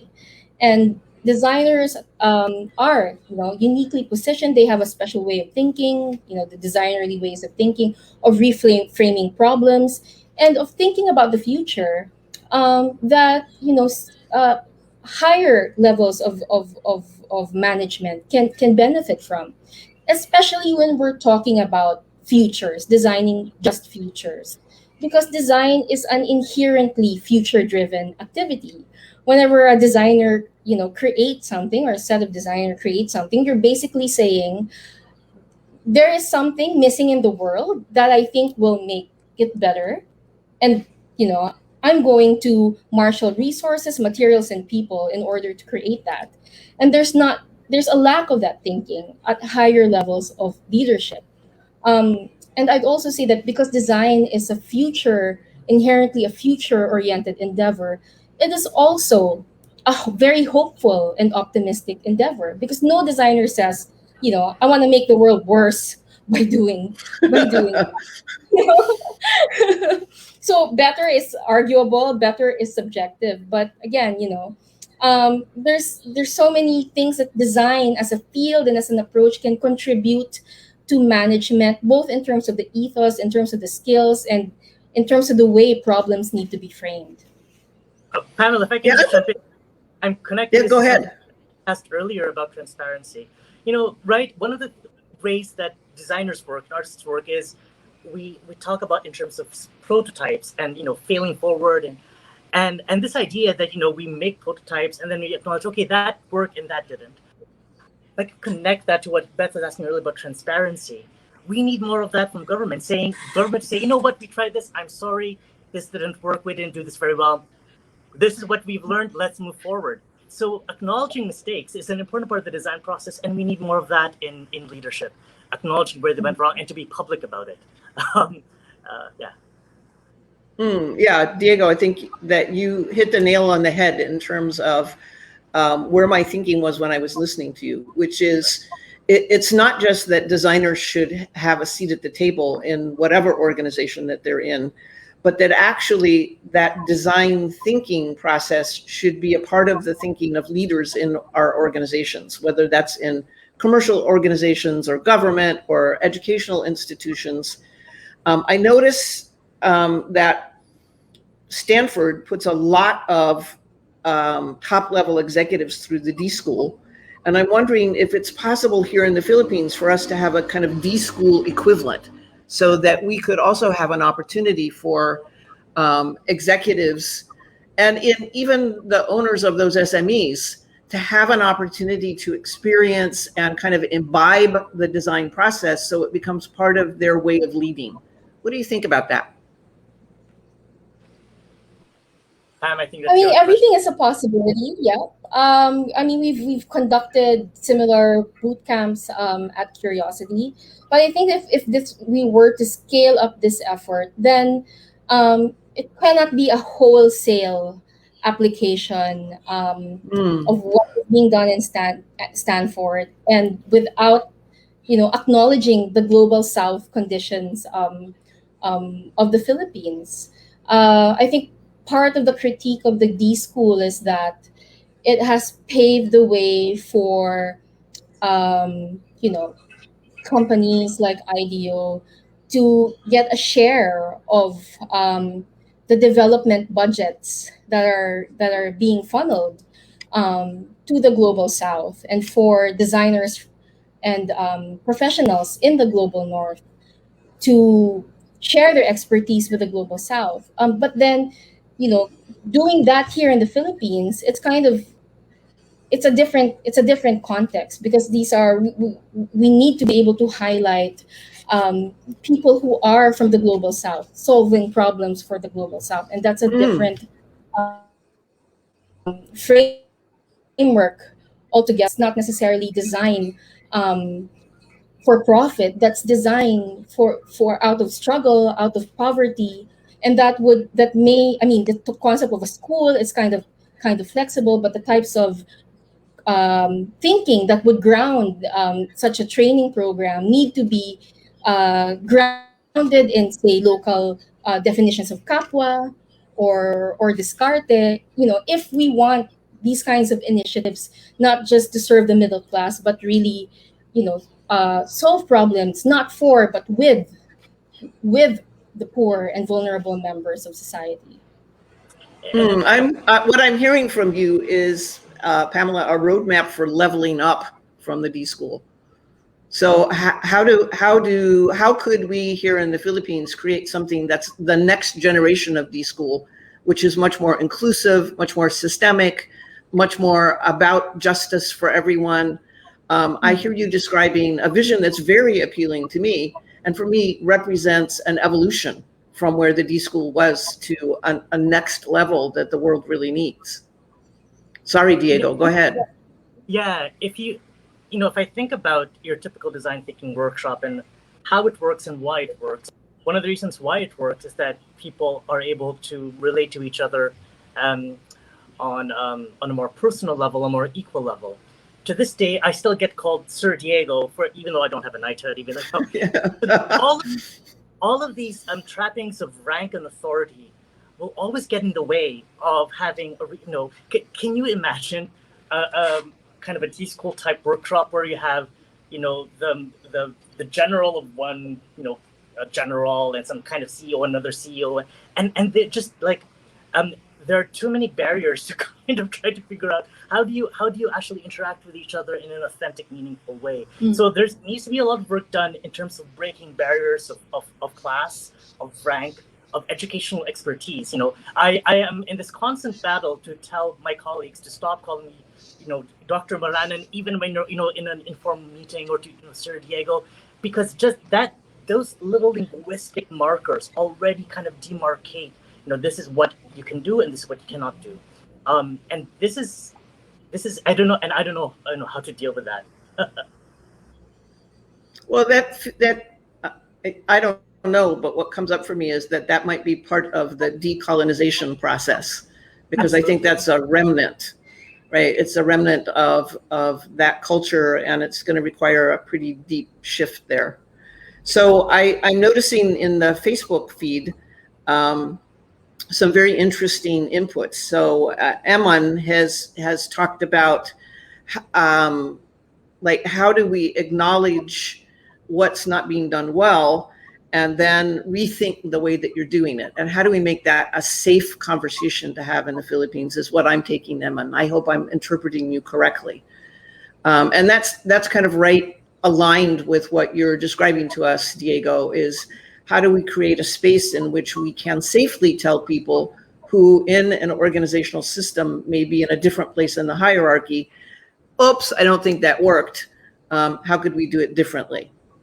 So it sounds like we've got some cultural work to do also. And I don't think that's just in the Philippines, and it's not just in Southeast Asia.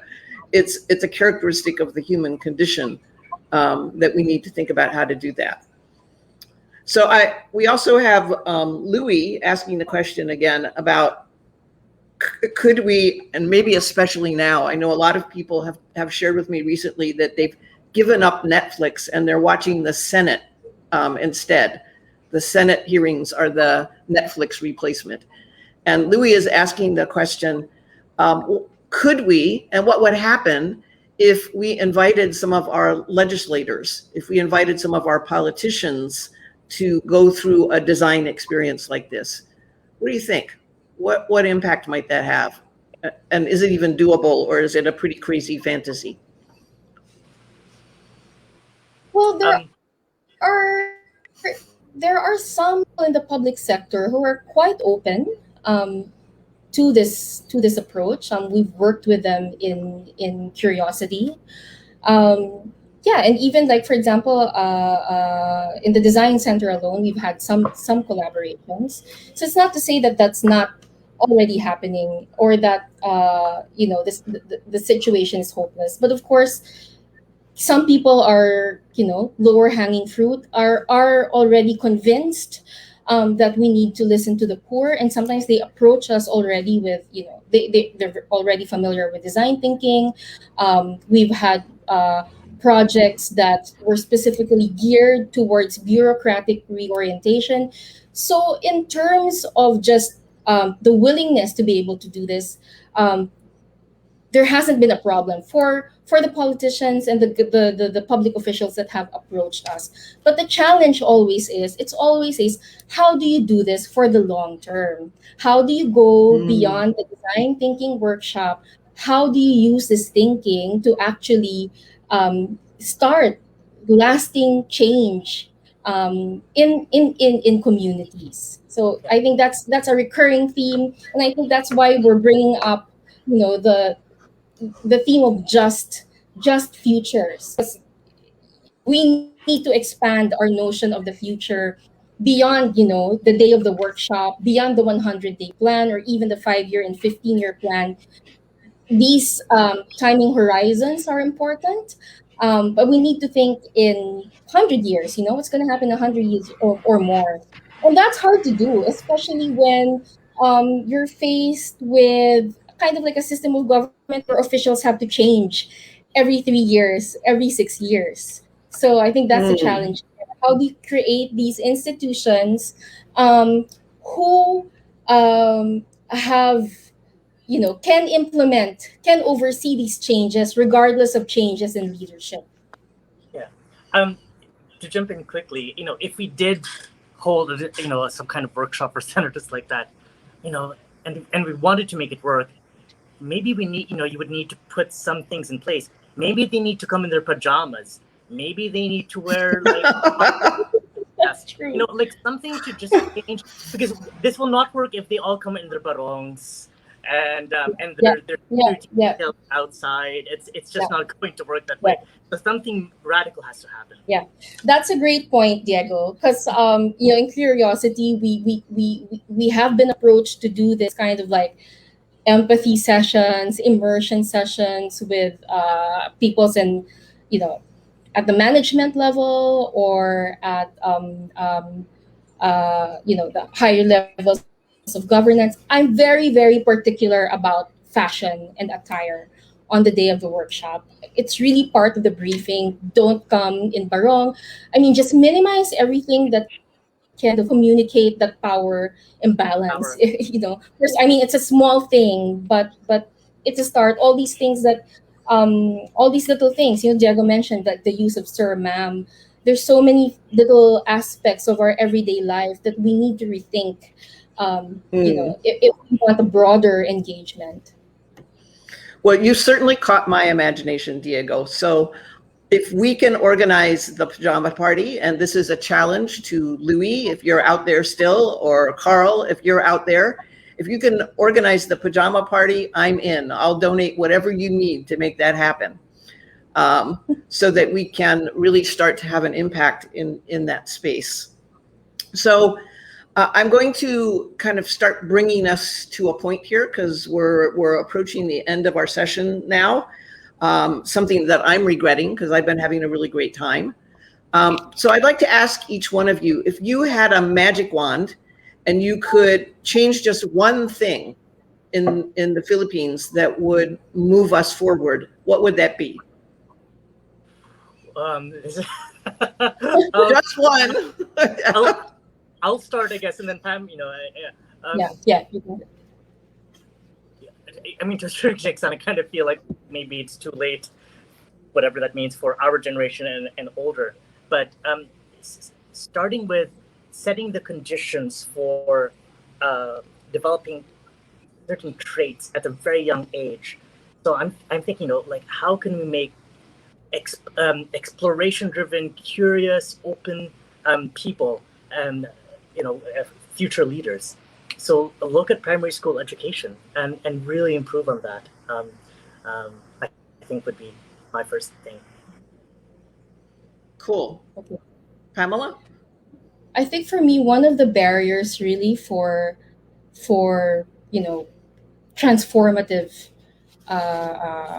design, on a mass level, is really the class inequality in the Philippines, and how the rich and the middle class see the poor as the problems rather than people with the problems.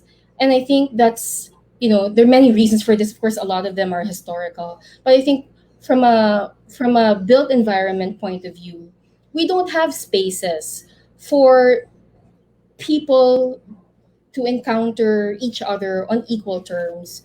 We have malls, we have offices where, the rich are the bosses, the poor are, the subordinates, or malls where the rich are the customers and the poor are the servers. And we just need these spaces, whether physical or virtual. We need designs that can kind of create a more equitable sense of interacting with each other. I know that's really lofty, and and it's a big problem. But yeah, I think it's, for this country specifically, there's so much inequality, and that's something that we need to confront in our organizations and in our design processes. Wonderful. And it's your magic wand, so you can ask for whatever you want. If I had a magic wand, it would be to magically increase the confidence and visibility of Filipino designers, who I think have remarkable capacity. That would be my magic wand. Great.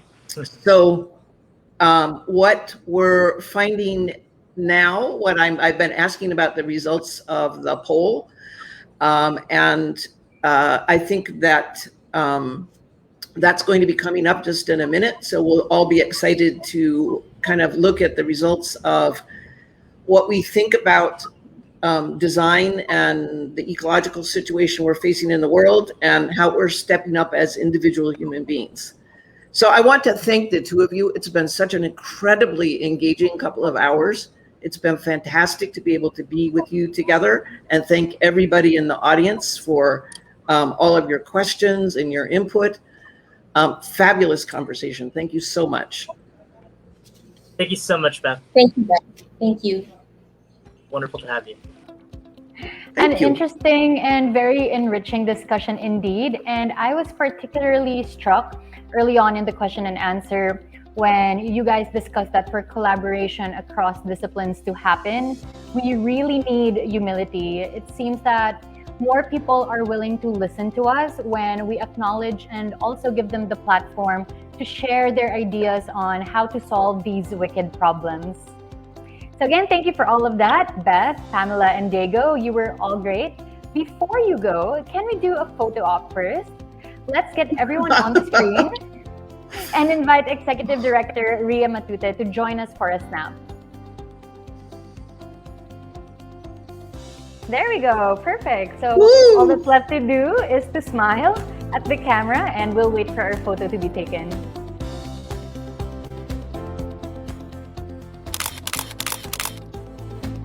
All right.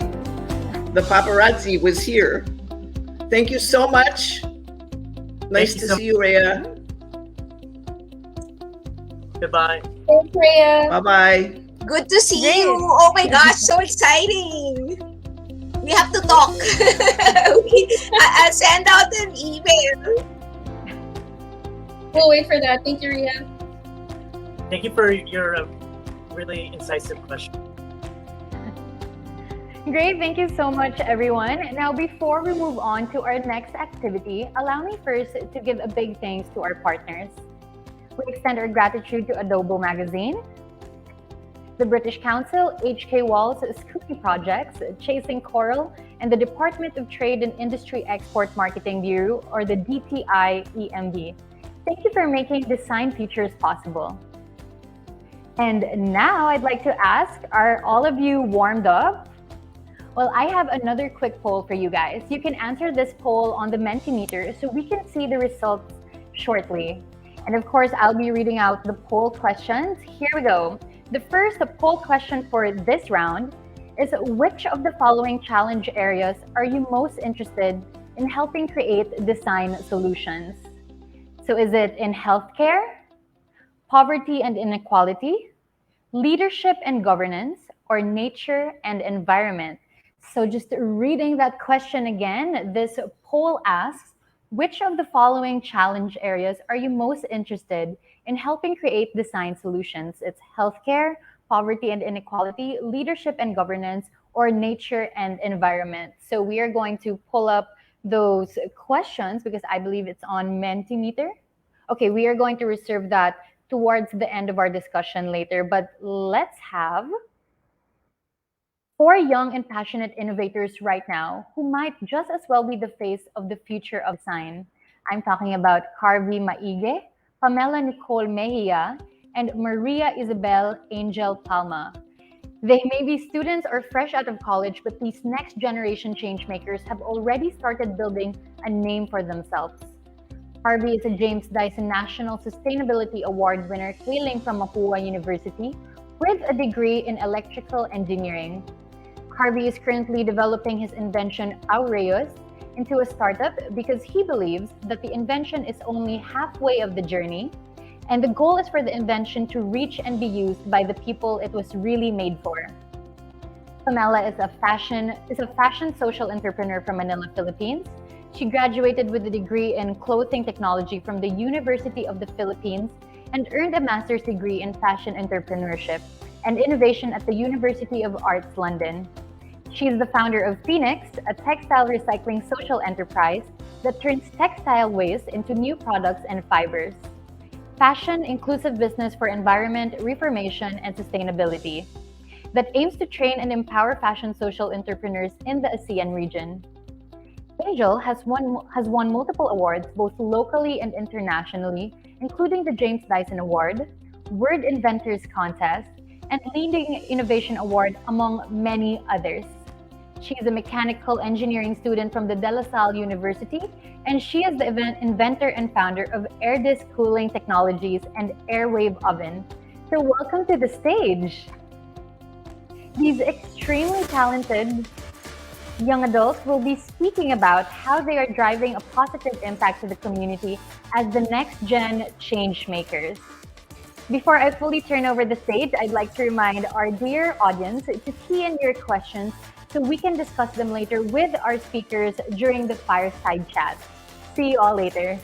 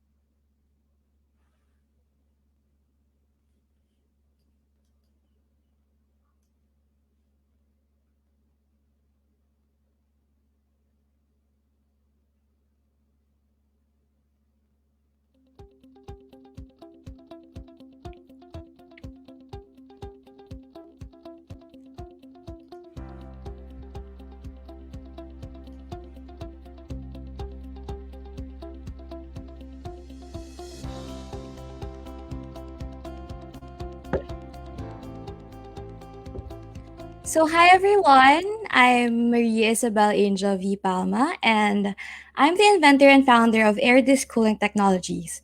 But before anything else, I would like to share with you a 10-minute video that encapsulates my life journey being an inventor and being a student in Philippine Science High School, where I was able to research more about this topic and was able to conceptualize the invention.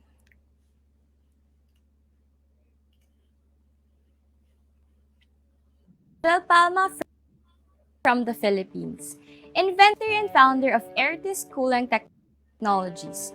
Our company focuses on developing game-changing technologies. Our flagship product, the Airtis air conditioner, with patent pending with the USPTO and PCT for international protection in all countries, is a new kind that eliminates the use of chemical refrigerants. Instead, it uses air as a medium of cooling. It has zero global warming potential, minimal energy costs, and is more affordable than commercial ACs. But before that, let me share with you my story.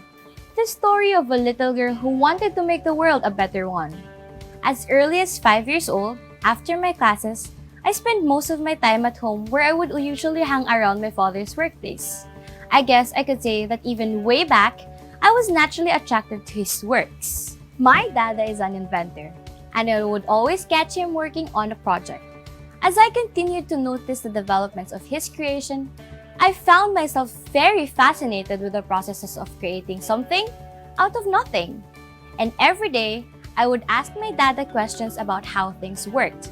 And almost every time, without fail, my dad's magic continued to amaze me even to this day. I still remember my dad told me a quote which he lives with, and now I have embraced. People see things as they are and ask why. I dream of impossible things and ask why not. In grade 6, I was accepted into the most prestigious science high school in the Philippines. And to spend 5 days a week with highly intellectual and scientific minds representing the top 5% of the population, it bred my competence as well as my curiosity even more. In my 10th grade, we were tasked to make a research as part of our academic requirement, and with the guidance of my dada, I worked towards producing an oven that used air as the heating medium. It was an idea I came up with because I know there is a big problem of deforestation in many countries as a result of households using logs to cook. However, during one of our test runs, I discovered that this product emitted cold air in its exhaust. So I asked myself, why not use this instead, since it's more manageable and controllable? And that discovery led to the idea of using the same concept except now with a coolant technology. I noticed a higher ceiling of possibilities and success with manipulating cold air, leading me to the roots of the air disc. In my home country, the Philippines, and other nations, temperatures reaching up to 50 degrees Celsius are normal occurrences. People who do not have access to air conditioners have to consistently put up with the draining heat. When I was in 9th grade, an uncle of mine who was very dear to me passed away of heart attack due to heat exhaustion. He had been working on his farm from dawn with his body just merely tolerating the heat. And many Filipinos suffer the same situation every single day. Commuting to work or school, farmers tending to their lands, and fishermen out to make a living. The accidental discovery of this timely product answers my yearning of having affordable air conditioning for the masses.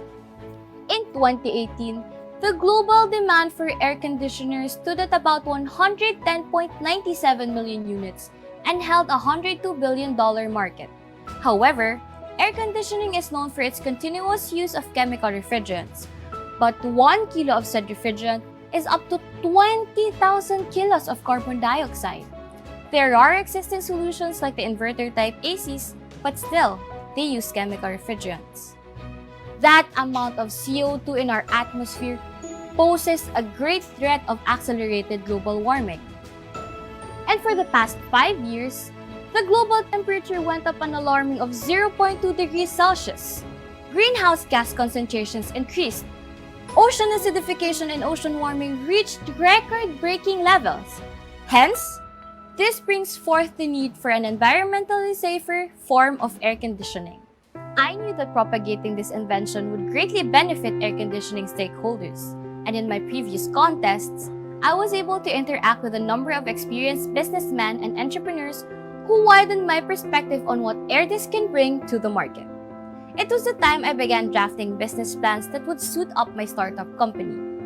I want AirDisc to initially cater to my countrymen and inspire changes in the aspect of environmental awareness. With AirDisc, consumers will no longer have to worry about the damaging effects of ACs to the environment. AirDisc makes use of only air molecules as the cooling medium. Of equal importance, specialized filters with appropriate disinfectants will be put in place to prevent air contamination caused by different kinds of viruses, bacteria, and germs. To address inconvenience, the liquid disinfectant may be continuously supplied into a filter by an intravenous device that will make this filter actively soak through the liquid disinfectants. For the average household who use air conditioning, it is expected that energy consumption of air conditioning units will drop up to 90%. This is because the AirDisc makes use of only low energy consumption of 150 watts compared to 1,500 watts of conventional ACs. With its high energy efficiency and projected wider floor area coverage, access to air conditioning will be in the grasp of consumers who were previously reluctant to purchase ACs because of expensive price and operational costs. The carbon emission will immensely be reduced since AirDisc uses only 150 watts. Its carbon emission for electricity is equivalent to 0.16 kilograms per day to 4.8 kilograms per month, assuming that it runs for 8 hours per day. And absolutely, there is no global warming potential. To easily imagine it and to emphasize, it's as if 15.4 million households, or 68.68% of the total Philippine households, will not use electricity for 1 year. The first AirDisc showcase factory will be set up in Tortigo, Camarines Sur, where my family roots lie, because as a child, it was instilled in me to always give back to where I come from.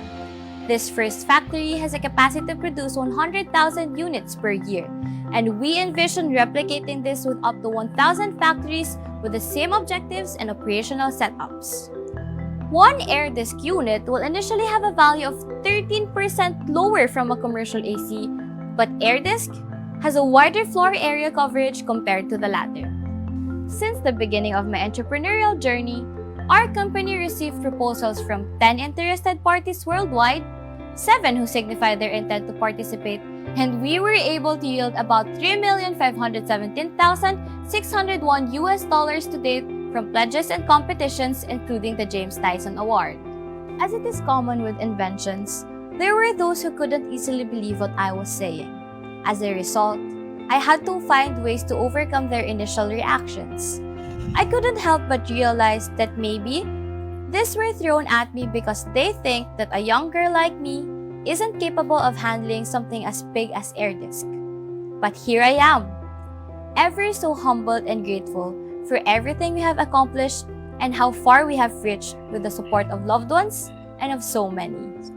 That is also one of the reasons why, as a student entrepreneur, an advocate of the environment, and a strong believer of women empowerment, I also came up with a plan of having a social enterprise that will empower AirDisc and the unemployed, especially the youth, through our employment and entrepreneurship program.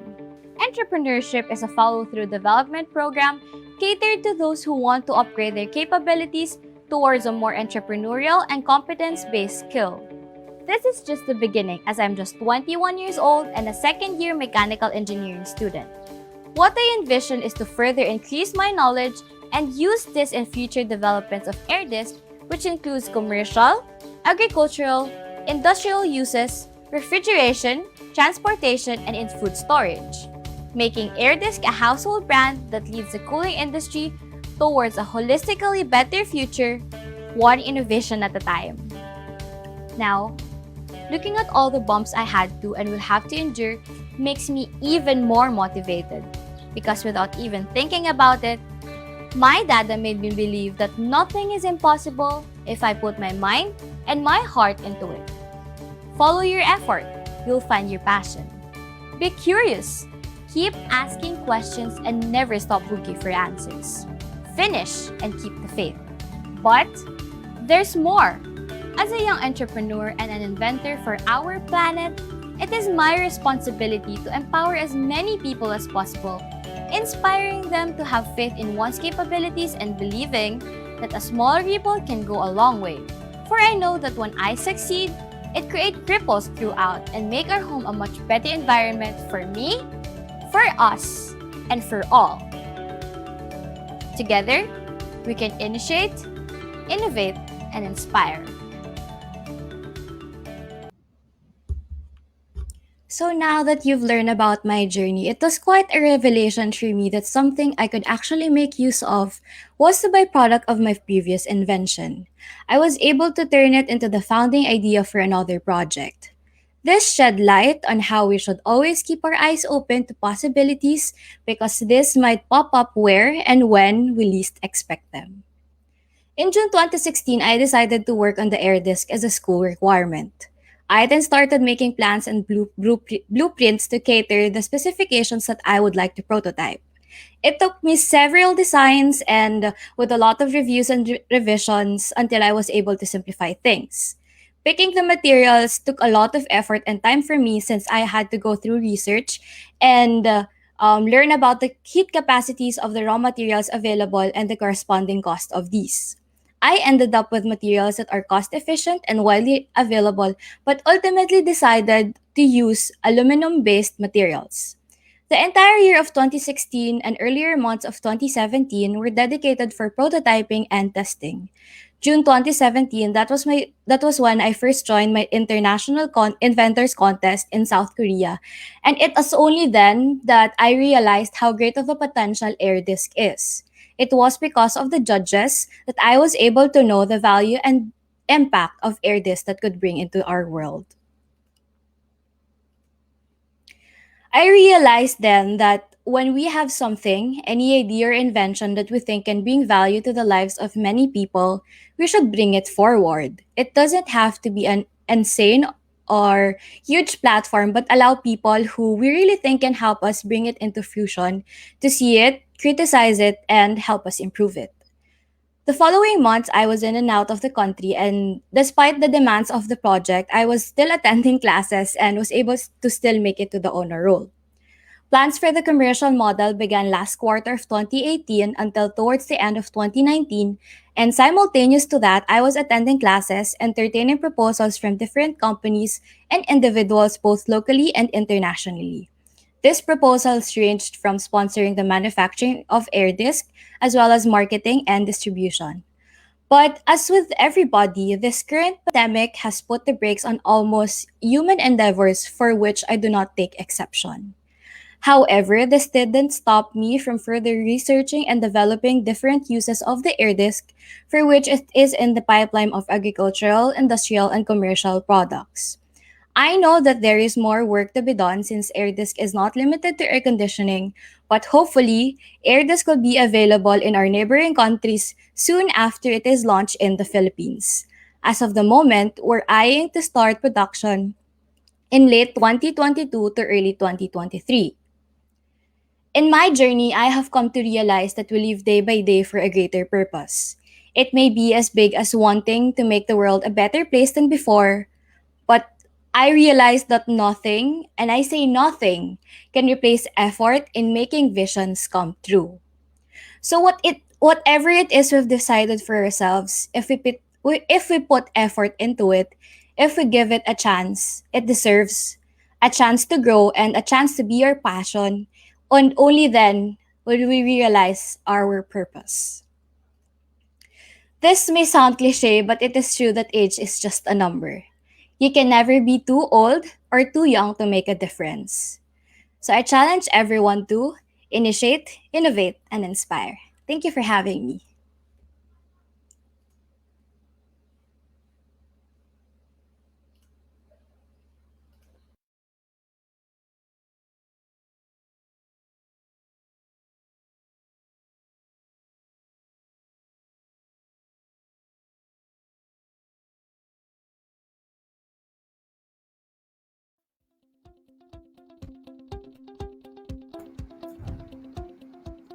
Hi, my name is Carvey. So let me share my presentation.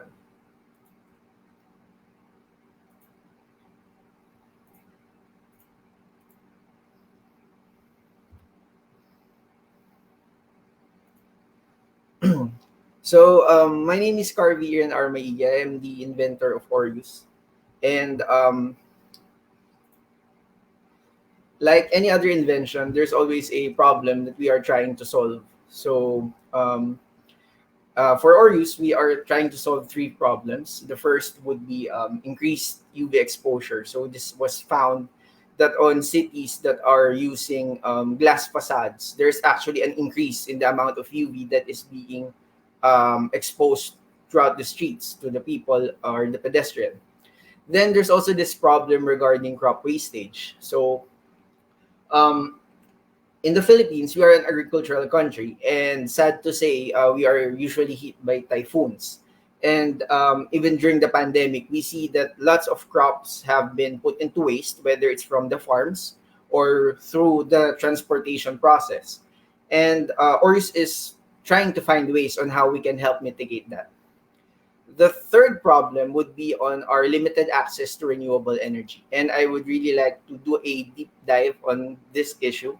So currently, large lands are needed to produce substantial power using solar energy. And this is taken from the data of a first world country, and it was found that 89% of the population actually wanted clean energy, but only 23% can, and only 0.016% would be able to do so. So in that sense, 89% really wanted clean energy, but only 0.016% would actually have or realize that want or that need. And the three most common problems regarding access to clean energy is first, jurisdiction. Are you the owner, or are you just renting the place or the house or the facility?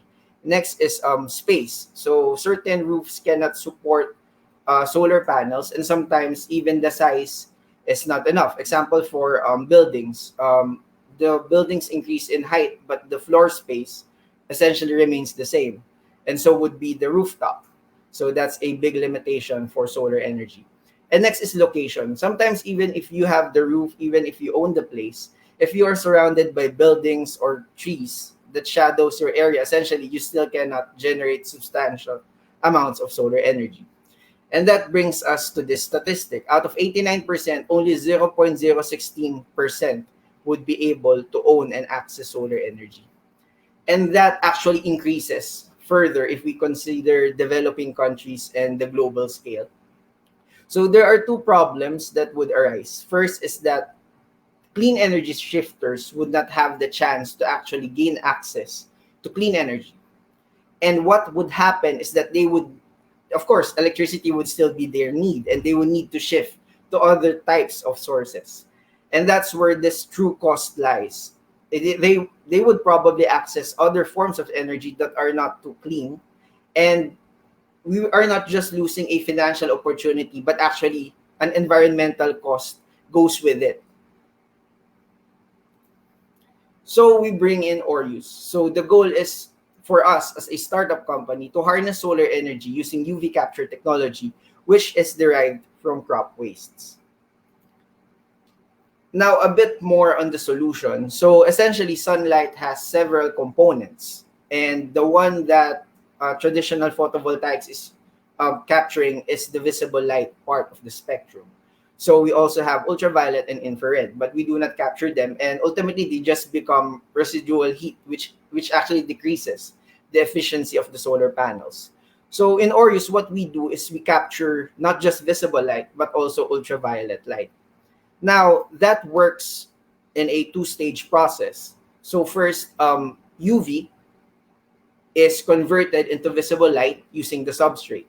And then after which, the visible light is converted further into electricity using photovoltaic films. And now, what's great about this is our solution is versatile. Therefore, it can be used not just actually for windows, but also in different forms as well. Since we are using a biopolymer, it can be converted into threads, into sheets, or even into panels, which can then be used for other applications. Another characteristic that we have is that we are modular. So this solves the problem of whether you are just only renting or just leasing the place. Now, what happens is this would allow you to outfit your current window without actually damaging your window with our current solution, therefore giving you access to solar energy without the need to install permanent structures or change the infrastructure that you are currently on. Next is that we are green. Green not just in color, but actually in how we produce the panels. So first is on how we source the raw materials. It's from crop waste. So we synthesize compounds that we use and put into the substrate, which allows us to do that UV conversion. And now what that allows us to do is to also mitigate the release of greenhouse gases that would otherwise be produced by these crop wastes just being left out in the landfills to rot. And another is in the end of life cycle. Our panels can be reused again into another form or into another application, thereby mitigating the exponential increase in terms of wastes that we are currently experiencing because of solar panels.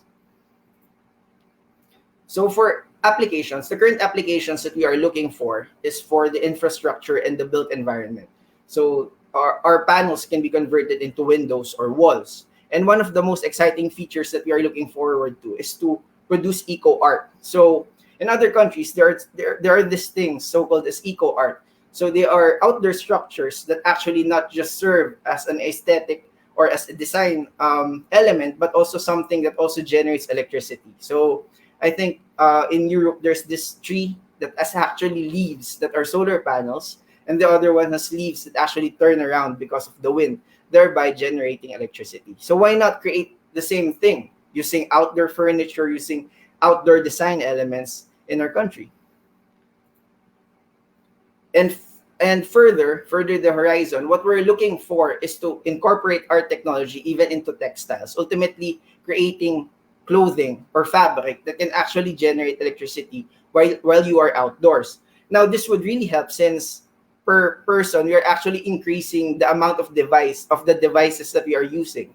So before it's just cell phones, now we have smartwatches, we now have earphones and such. So definitely the need for the capability to produce electricity on site using your clothing, I think that would be something that would help all of us.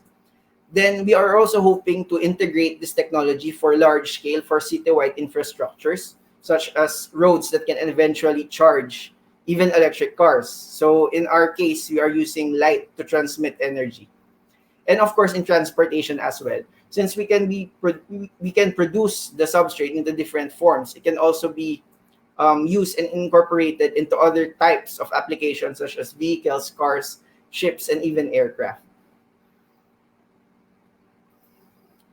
And in terms of our climate impact, for the windows alone, we are hoping that we would be able to create this impact that allows us not just to live the way we are living right now, but ultimately to also create a future and to ensure that the future of the next generation would be safe for them, for our next, for our grandchildren, and ultimately for all the people that would be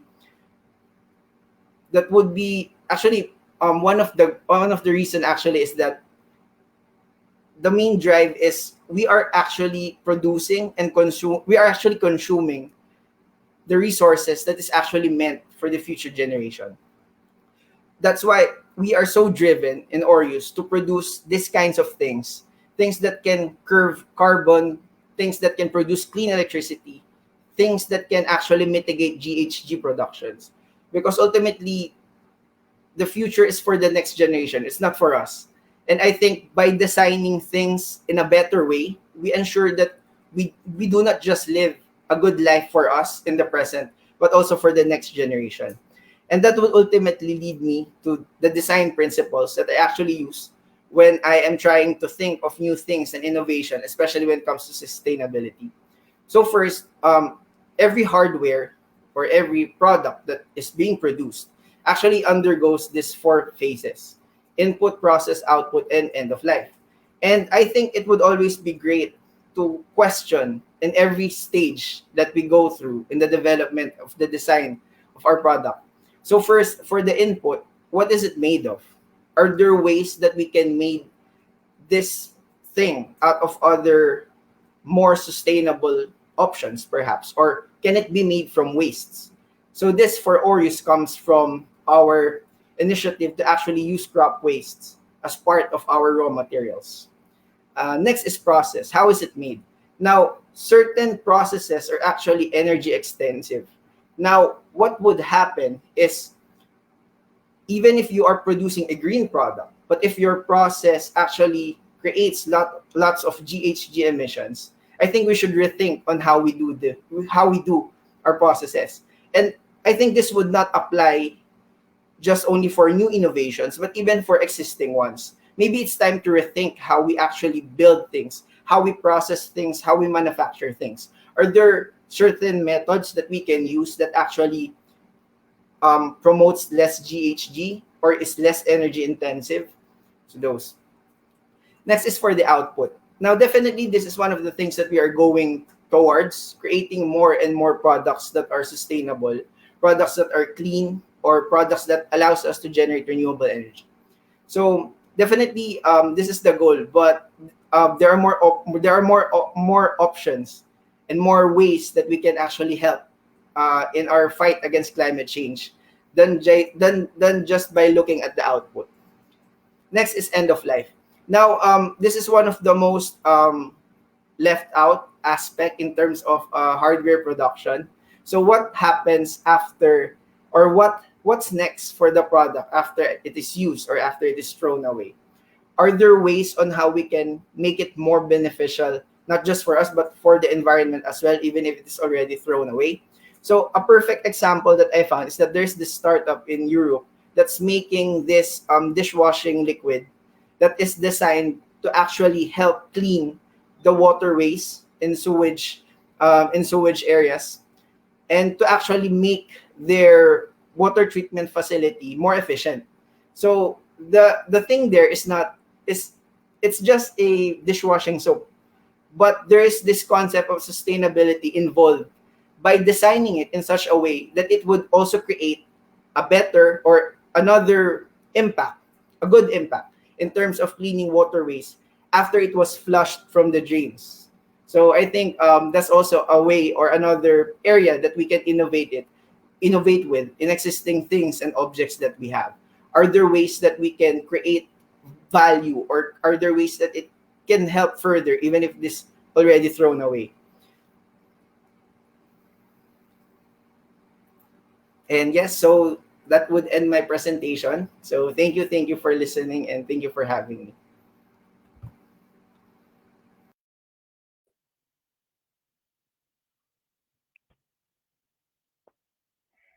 So, hi everybody. Good morning. I'm actually calling in all the way from Moscow, Russia. It's 6 a.m. here, and my day has started amazing because I just listened to the presentations of Angel and Carvey, and so now it's time for me to share about my fashion social enterprise, Phoenix. So let me just share my screen.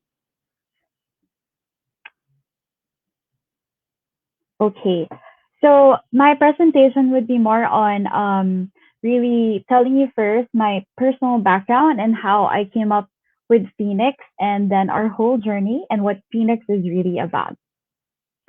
So about me first, I actually graduated with a degree in clothing technology from the University of the Philippines. And I also got into the social entrepreneurship program of Arizona State University. And just recently, I actually just came back to the Philippines as I just finished my master's in fashion entrepreneurship and innovation. And before leaving for the Philippines, I actually got into the Cambridge Institute of Sustainable Leadership for Sustainable Fashion program.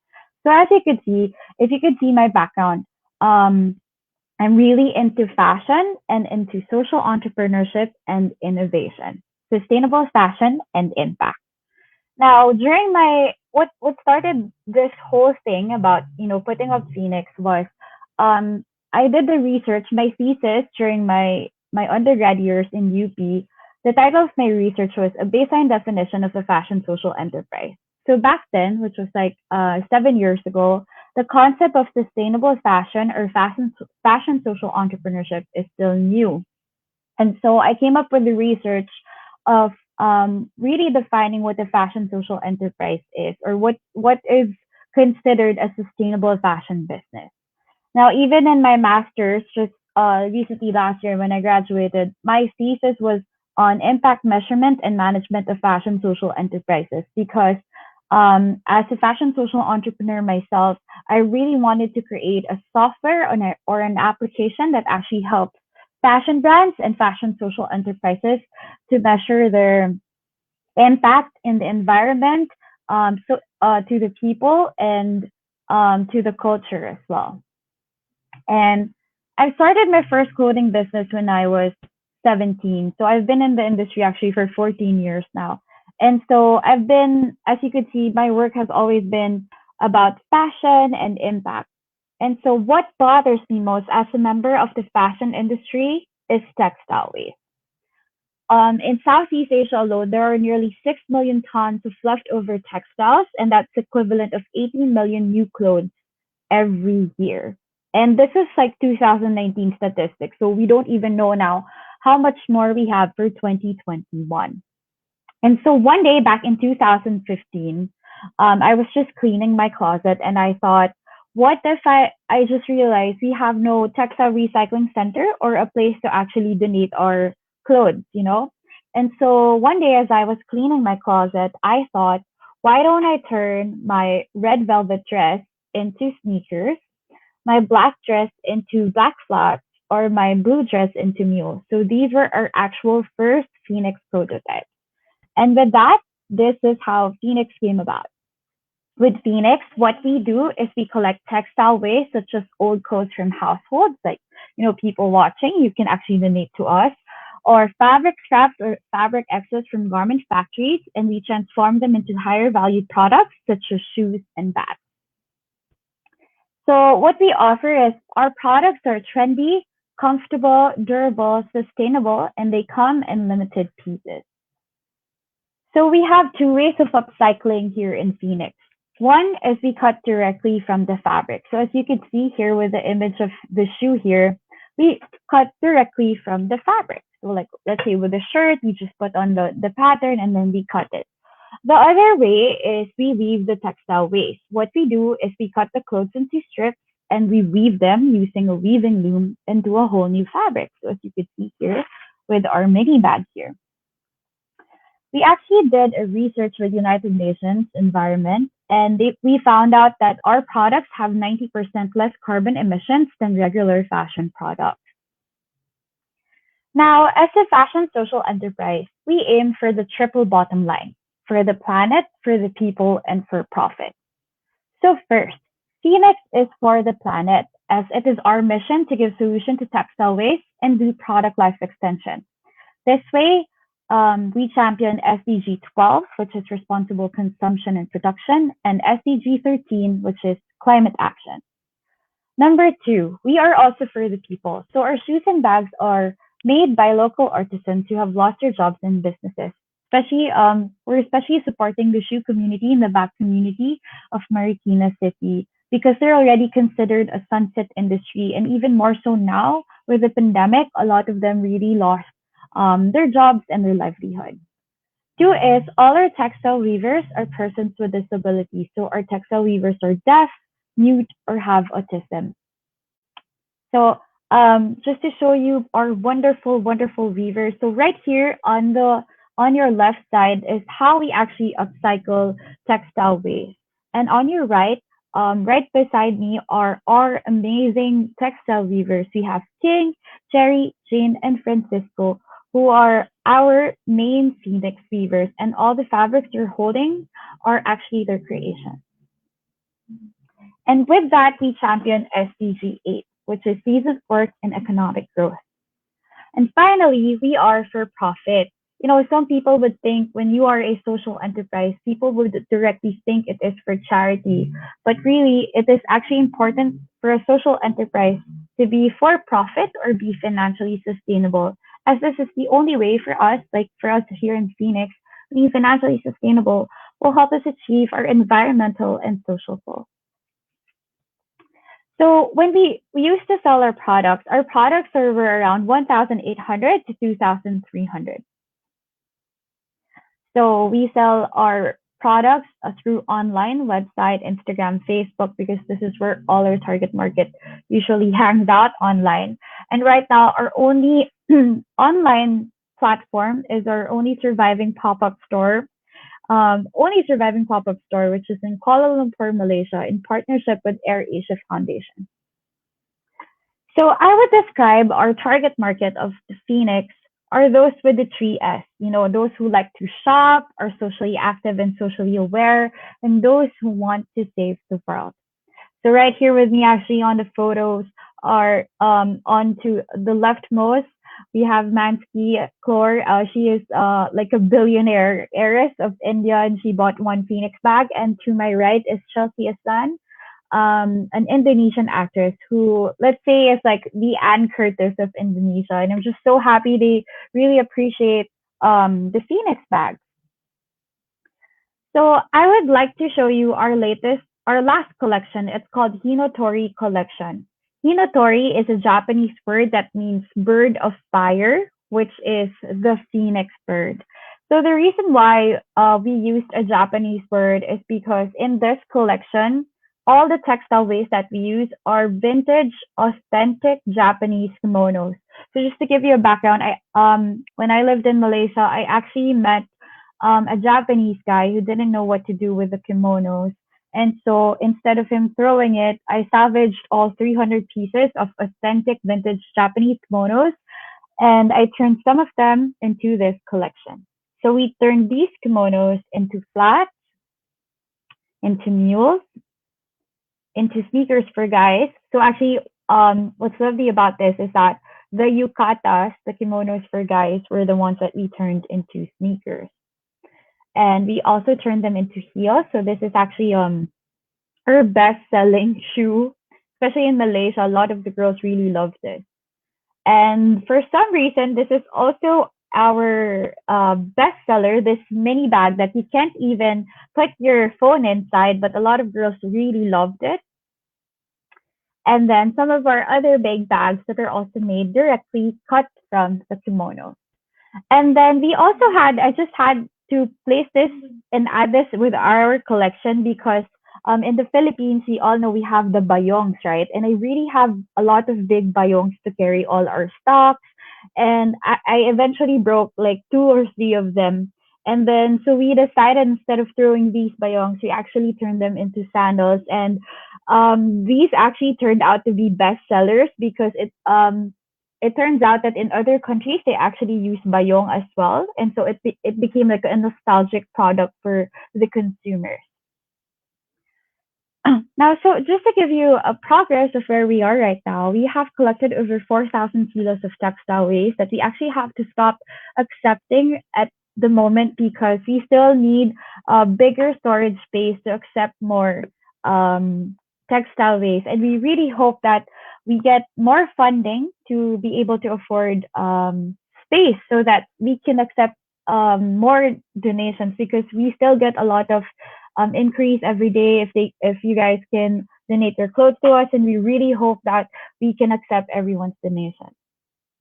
Okay, well, when we started, nobody really knew about us, but then eventually, like CNN featured us, United Nations Environment did a short documentary on us, and like I mentioned a while ago, I actually lived in Malaysia because the Malaysian government invested in us, and we became part of their Global Business Accelerator program. And so to this day, like I said a while ago, our only pop-up store is in Malaysia, and it's in partnership with AirAsia Foundation. So right now we don't have pop-up stores in Manila, and right now I'm here in Moscow, Russia, because hopefully we can put up another pop-up store here.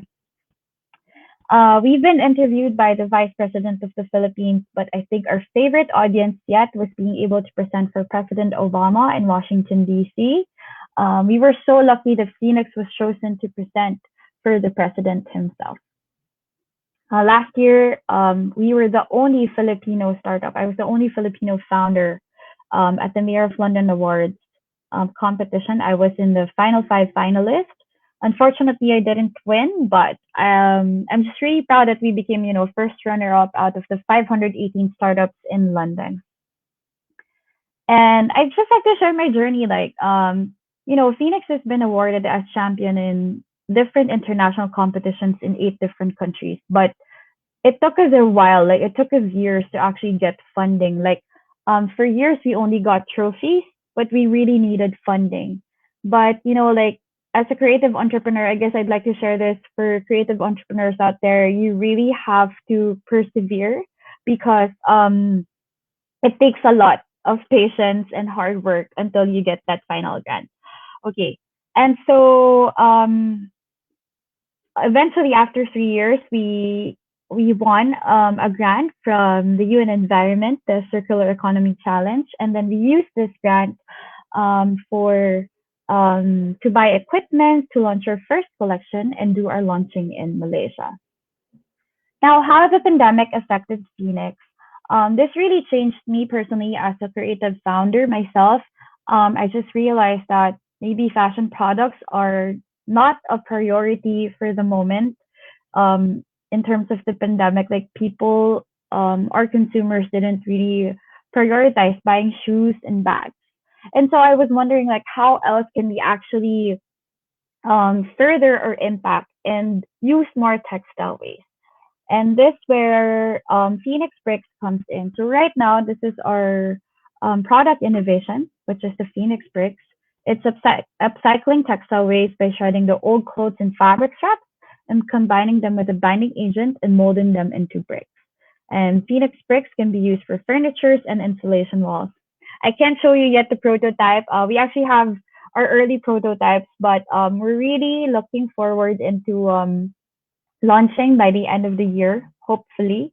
Right now, we're joining a lot of programs so we can get more grants to help us with the equipment needed for the Phoenix Brick. And so the new Phoenix is actually using textile waste to create sustainable materials that other people can use to build their own products.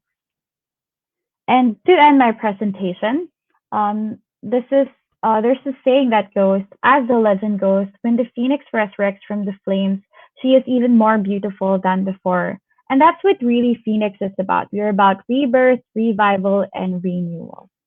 And if you believe in us, please do support us and follow us on Instagram and on Facebook. Thank you so much for listening to my presentation.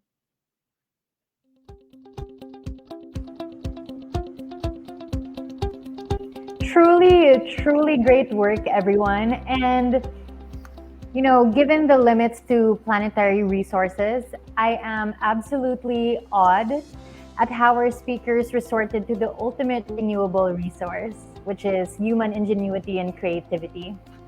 Now, we've received some questions from Design Center's inbox, but before we get to that, allow me to introduce our moderator for the fireside chat, Abigail Mapua from Ashoka, Philippines. Ashoka is the first and largest network of leading social innovators in the world. Founded in 1980, Ashoka pioneered and helped establish the field of social entrepreneurship. There are now over 3,500 Ashoka Fellows in 93 countries who are working in all fields, from health and human rights to education and the environment. Welcome, Abigail.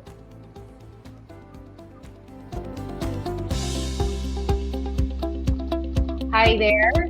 Good morning. It's still good morning. Thank you for having me. It's great. So anyway, I know you want to ask some questions. So this virtual stage, this virtual floor, it's all yours. Thank you. Likewise, I am so awed by the stories of three amazing young individuals, young founders, and young innovators. I as the introduction said, I'm part of Ashoka. I represent Ashoka Philippines, and as Ashoka, we're always looking for innovators, who we call our changemakers, who are looking at solving problems at the root cause. So I am so curious, in terms of looking at, and this is for all of you to answer. I think we have around 15 to 20 minutes for this conversation. I'm so curious if when you were designing your solution, whether it's a product, a service, or a whole system of solution, um, what drove you to actually create a new solution rather than support existing ones? So I was thinking, like, if you have some sort of awareness of the problem in the Philippine setting, first and foremost. I mean, maybe before we go regional, if you have an appreciation of the problem in the Philippine setting, and then you kind of understood, like, oh, there are existing solutions, but why the need for a new solution? So I was just thinking, like, what drove you? What was that process like? Yes. And opening the floor for Angel, maybe you wanna share first. Okay, sure. So, hi, Miss Abby. Hi, Miss Pamela. Oh, And just hi, call Kuya me Carby. Abby. Nice to see you again. And for me, it started when I was in elementary. I would usually walk going home since my house is like 10 minutes away from my school. So I would just walk and bear the unforgiving heat.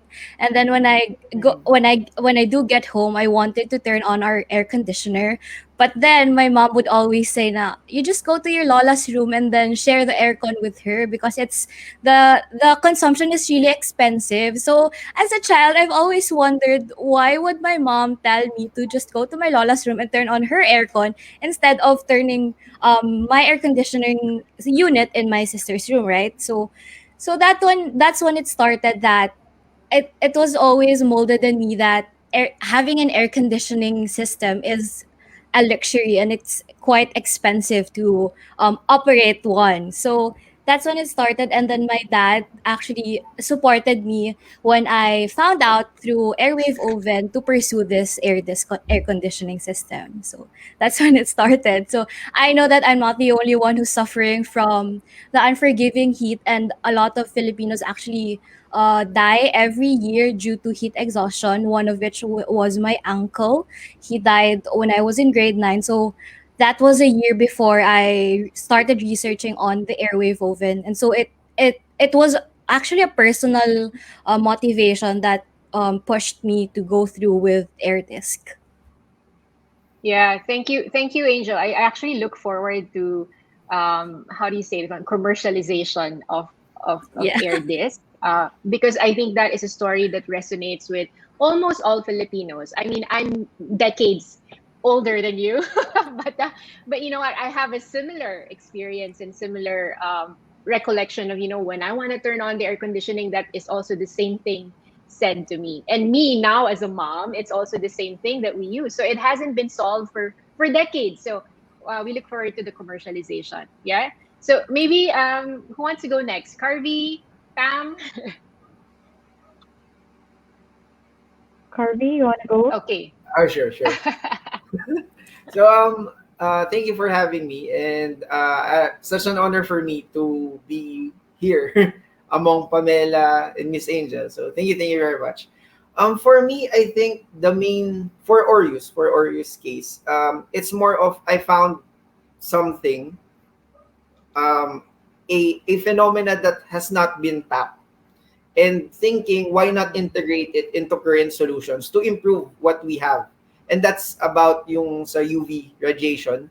So I found out that I was in Tagaytay, so it's cloudy there usually, a very overcast yung weather. But despite that, yung transition lenses, which actually should only work when it's very sunny, when it's very bright, actually reacted, it turned black.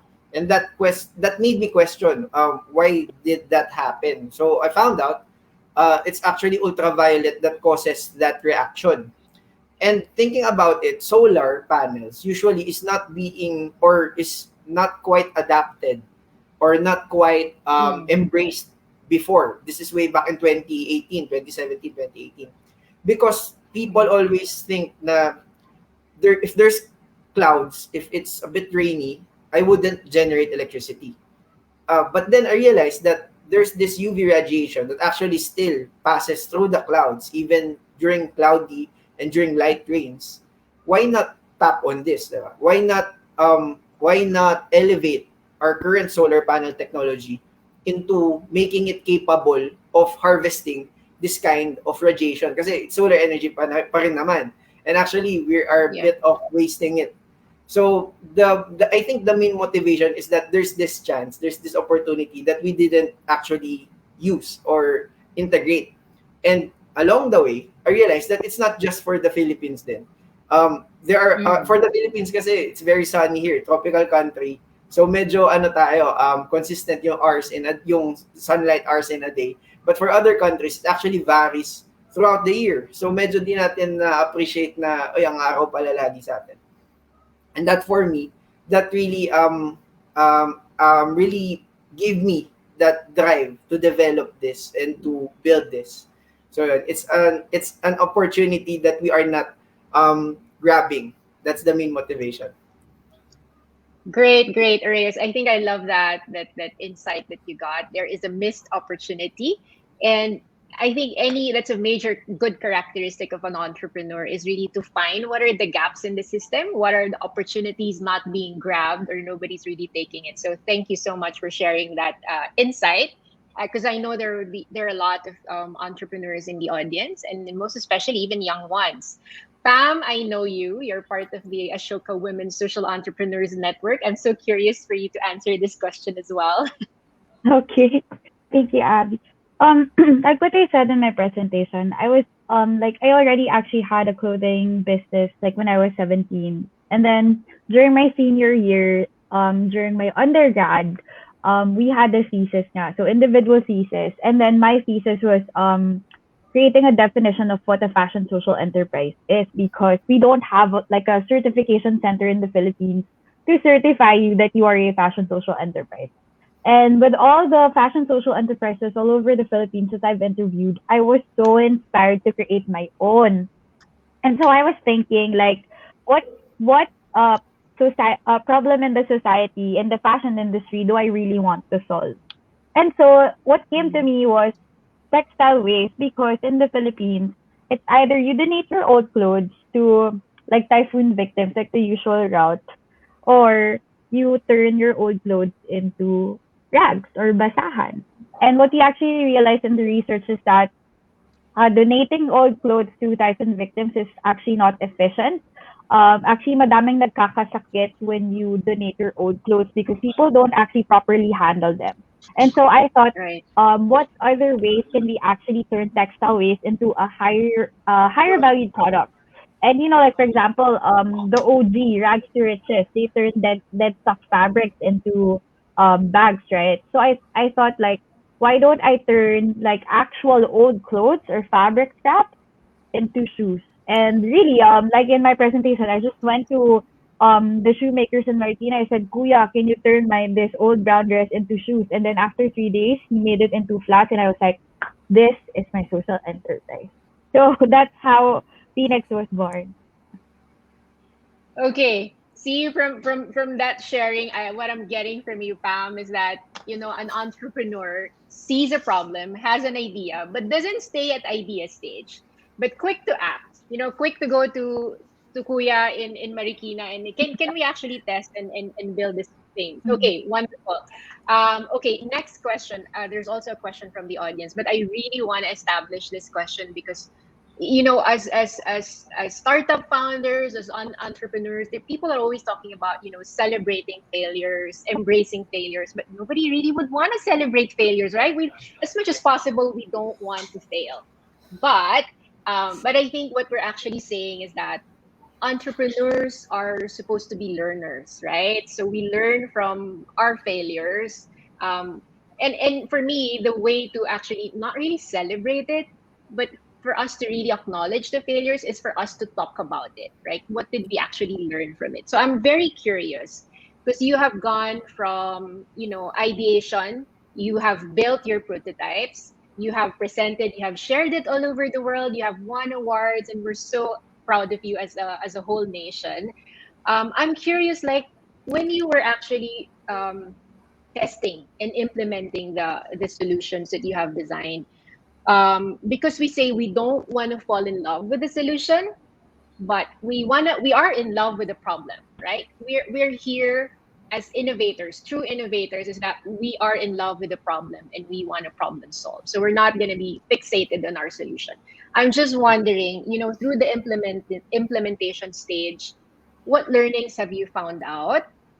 That's probably one, that made you rethink your solution.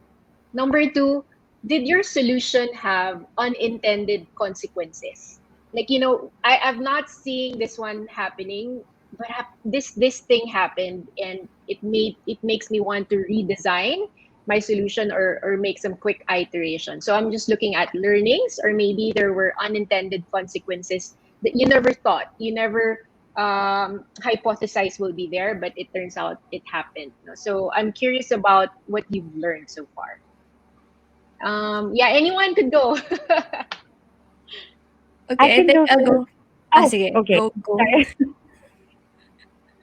Should I Go, go? Miss Pam, go na. Yeah, Okay, sure. sorry. Okay, for me, actually, this question is very precious to me because I can very relate to it, especially in the last 2 years that the pandemic happened. Like I shared in my presentation, when the pandemic, actually even months like maybe 3 months before the pandemic, I was really thinking because I was already in London, I was living there, I was surrounded by fashion people, and then I was starting to question myself like, do I just felt like I was selling something superficial, something like that. Like, okay, I was turning textile waste into shoes and bags, but do I really further my impact? It's just that I feel like I still target my products to a small amount of people. And then when the pandemic hit, then like I said a while ago, I felt like people do not prioritize buying fashion products. And so I think a lot of entrepreneurs experiences, but pandemic season was pivot season for a lot of people. And so I was like, okay, I think it's time for us to pivot the business model. But I just like to share, it took me a year to accept that because like what you said a while ago, Abby, sometimes like me, I really fell in love with my solution that it was hard for me to let go of it. Like, no, this is my baby. But then I realized, phoenix, just like the phoenix bird, it has to die and turn into something new. Then I thought like, the only way for us to further our impact is to change the model. And why is that? Because I realized we only upcycle a few amounts of textile waste by turning them into shoes and bags. But if I turn them into bricks or sustainable materials, then we'll use a lot of textile waste even further. So yeah, my biggest learning really is it's okay to pivot. So if you need to, if that even furthers your impact. That's really my biggest lesson. Nice. Thank you, Pam. Thank you for that realization, and actually acting on your realization, the bravery to actually do it. Thank you. Angel, you wanted to say something also. Yeah, for me, it my one of my biggest challenges was getting into an industry I didn't know about. So people were asking me if I really knew what I was doing, all the scientific explanations and the physics stuff.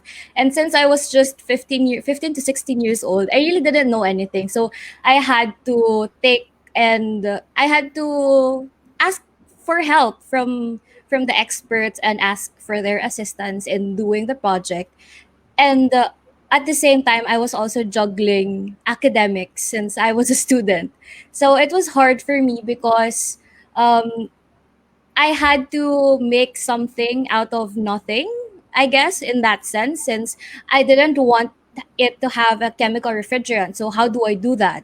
And I wanted to lower its energy consumption because that's my main problem. Like I wanted to make use of my air conditioner, but I couldn't because it was expensive to operate. So it was around those lines that I realized that it's actually okay to ask help from other people, especially if you have no idea what you're doing. But at the same time, like what I've also said in my presentation, nothing can actually beat effort and hard work and determination, because it came to a point that I wanted to stop. Like I wasn't able to catch up with my regular school requirements, and I cried to my parents actually because I couldn't handle the pressure and the expectation that I brought upon myself, because I wanted this to I wanted this to happen, and I wanted this to help other people as well. So like Miss Pamela, she fell in love with the solution. I also fell in love with my solution, but then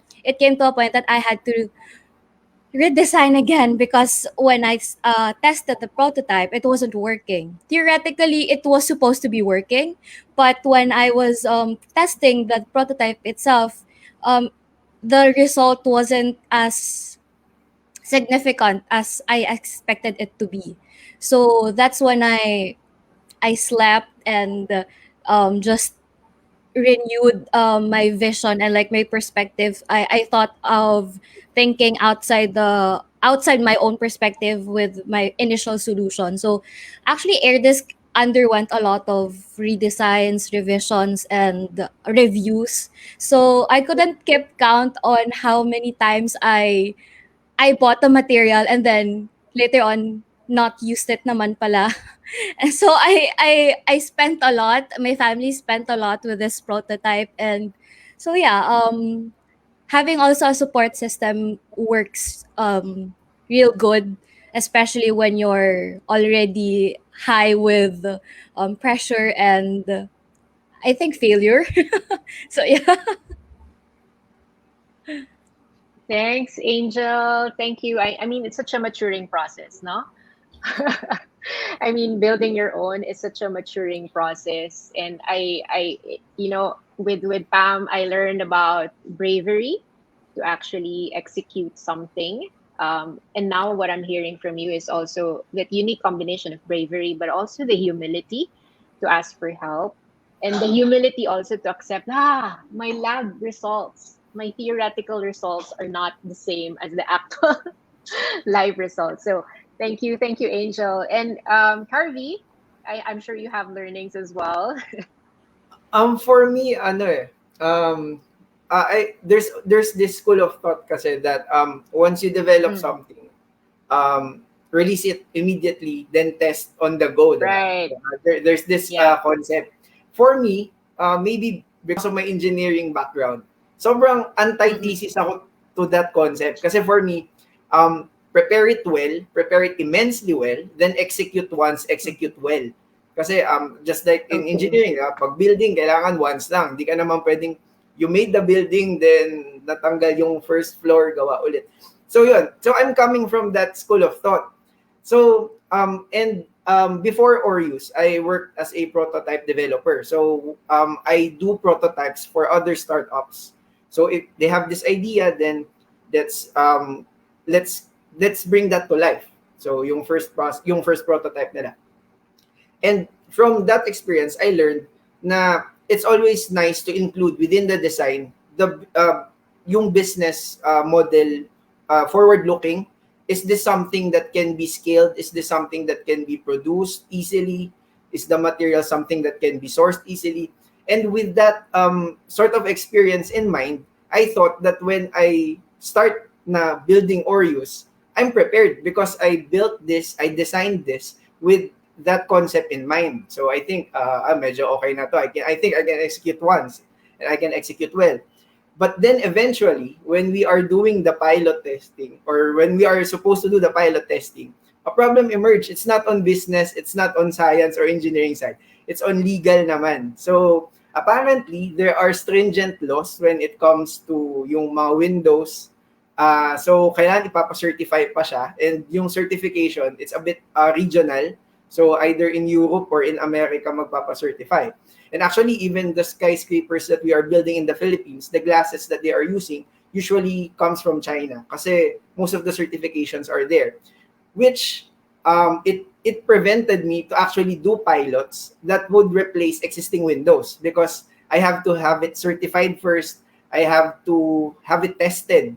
And unfortunately, due to the pandemic, what would that entail is shipping the materials overseas without us. So medyo, in terms of IP, medyo mahirap siya. So what we did, we pivoted towards another application, which is on tiles and cladding. So if we cannot do windows, if the laws for the windows are a bit too stringent, let's just do claddings and tiles since medyo in a way, mas magaang yung regulations about that. And that's where we are at now. So the pilot testing that we'll be doing is on claddings and tiles, and yung windows na i-retrofit on existing ones.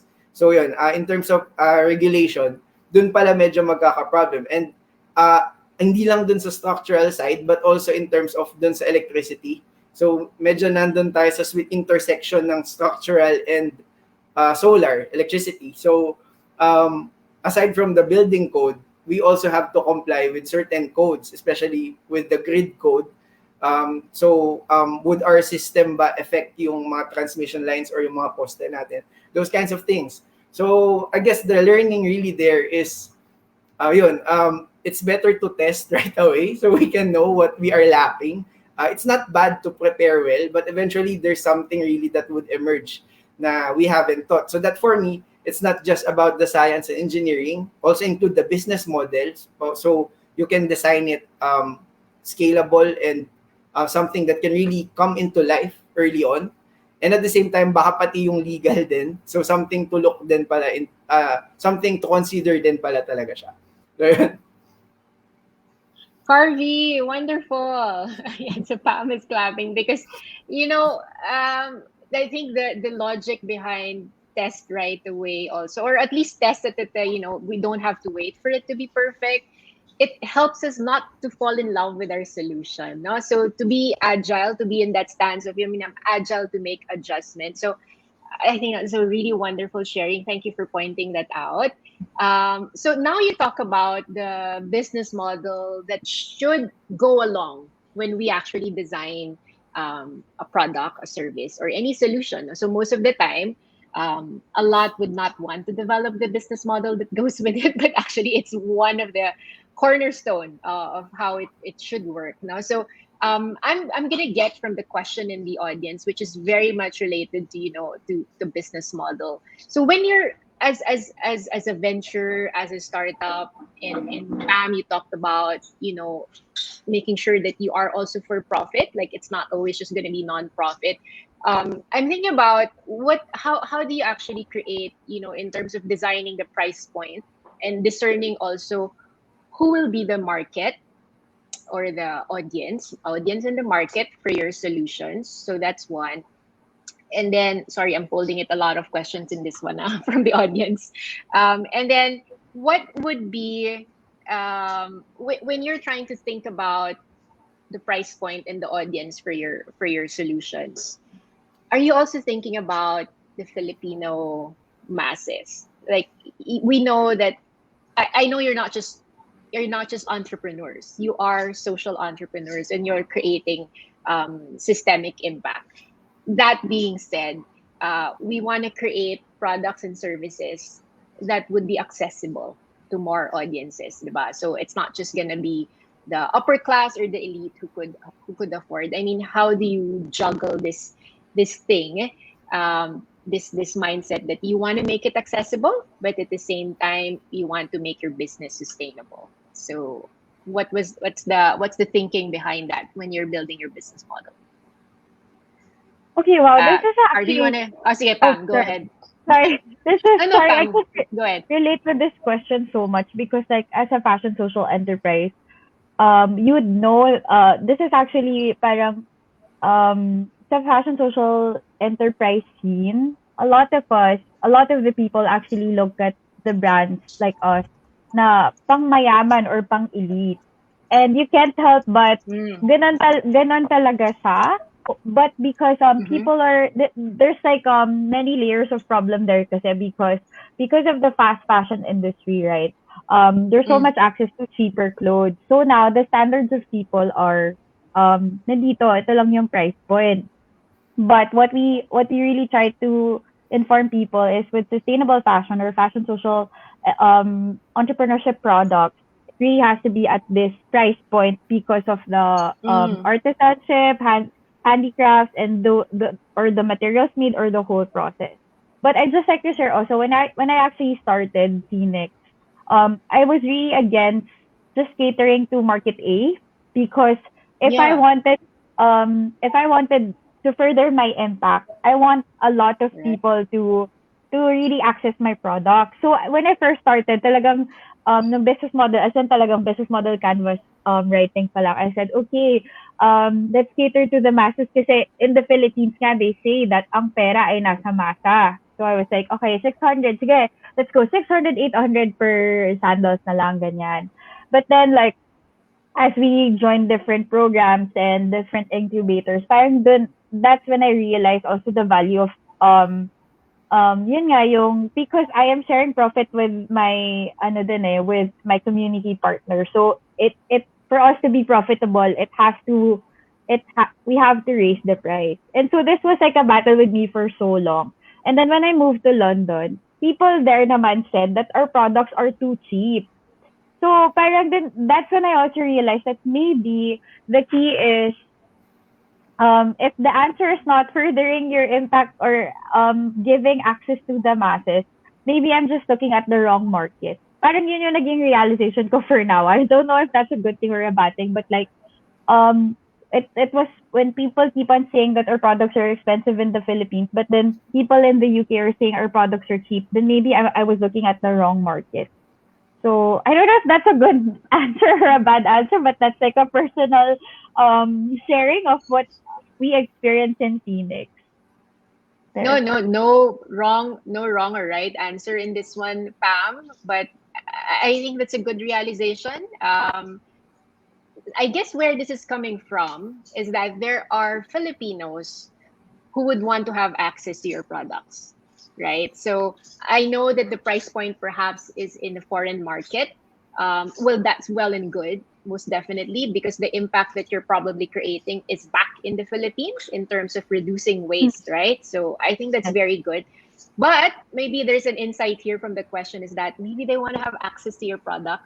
So I don't know, maybe there's an opportunity there.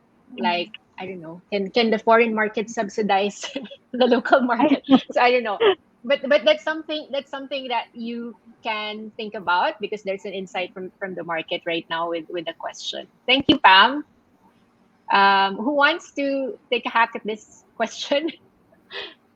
Angel, I'm super curious because you talked about electricity being so expensive. Yeah, so maybe this is something that's resonating with you.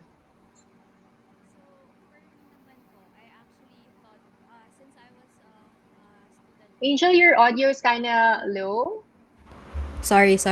Am I okay? So Yeah. for me naman po, since I was a student in Philippine Science High School and it was kind of instilled in us to give back to the community because it's the Filipino people who we owe with our education. So the priority of my product really is the masses talaga. The ones na who couldn't afford and who sees air conditioning as a luxury. So that's what I really wanted. But then when I consulted with like experts on the field, since I really asked for help from different fields with this business model as well as the prototype itself. So they said na parang if you give it at a low price point, parang if ever you do have big demands na, it will go down and will go down, which is actually good. For me, it was good. But then when we were looking at the profits and revenues, it was bad for the company. So, what I had in mind naman, I had to balance both the employees, of course, kasi we can't really just give it away for free. Although we can through our foundations that I really want to establish as well, like our charities and foundations. But talking with like Miss Pam, talking with foreign investors, they were saying that the price is really cheap for an air conditioning unit. So um it was it wasn't really a battle for me because I really I stuck with the plan of having it being able to be accessible to the masses. So talagang yun yung end goal ko. That's my end game. But my dad actually discussed it with me na at first talaga when we launch, it's gonna be really pricey. But then if the demands go up and talagang kagatin siya ng mga tao, that's when we can that's when you will be able to give back to the Filipino people na. So yung ano po kasi yung air conditioning unit talaga, it's really pricey now. So we're really finding ways in terms of materials, that's why I wanted to use aluminum-based materials because same yung impact niya with a copper one but it's cheaper. And with the energy consumption naman po, it's only using 150 watts. So it's like it's operating like an electric fan. But the result is like an air conditioning unit. Wonderful. Sorry, Angel. When are we gonna see this one in the market? Hopefully by next year, late next year or early 2023 because it's really hard to actually launch a technology like this since marami kang kailangan i-consider like the supply chain, also the manufacturing, the partners and whatnot. And I'm really glad that I have a team with me that actually oversees and just nag-a-advise to me and talagang gina-guide ako step by step with my startup company. Yeah. For sure. Thank you, Angel. Ray actually mentioned in the chat, like maybe it's possible to come up with a socialized pricing model. No, so parang ano. Well, in my day in UP, it's STFAP, socialized tuition fee, right? So now kasi wala na, everyone's free na. So I mean, just like Tom's, also the business model of Tom's the shoes. So maybe think about a socialized pricing model. Carvey, I'm so interested also in your product being out in the market and having access to that, and I'm sure a lot of Filipinos would be. In my end, definitely consider talaga yung price that if as much as possible we can lower the price because yung solar market right now is very competitive. Solar panel prices are really going down. But what most of the people really didn't recognize is that solar panels the price can be really low, but it requires other costs such as real estate. Saan mo ikakabit? Do you have sufficient space? So those kinds of things, medyo hindi nako-consider sa ngayon. And that's what we really want to take a crack on or have that advantage na we can compete on the same price, but we can be placed on more places, which would not require you to buy more lands or convert more lands into solar farms. Now, price is really yung isa sa KPI namin during the design and the development process. And yun, in our pursuit to really lower down the price, we found this sort of irony. If you really want to lower the price, you can compute on a very scientific manner in materials. How much is silicon? How much is yung mga polymer na gagamitin and so on. Then from there, compute all the way up, magkano ba talaga siya binibenta ngayon. Sample is I think a good example would be yung for SpaceX. Yung rockets before, they found out that another country is actually supplying the rockets with a margin of 99%. So the rocket itself, the cost for building it is only 1% of the total price that they are asking. We can go that route. Parang if I do everything on my own, how can I lower the price? So usually talagang mas mapapababa mo yung price. Pero here's the irony. To do so, you really need large investments on equipment. Kasi since you would be doing it on your own, there would be no middleman.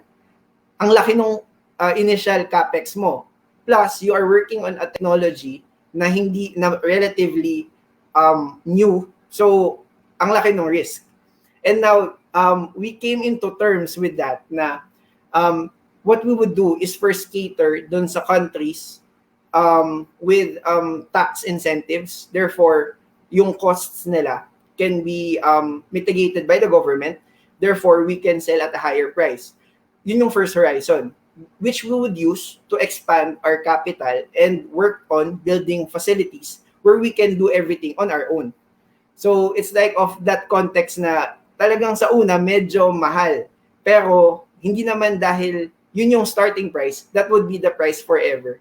So, again, I'm not a fan of Elon Musk, pero another example would be for Tesla. The first products that they released are actually supercars. And I think it's only around 100 pieces.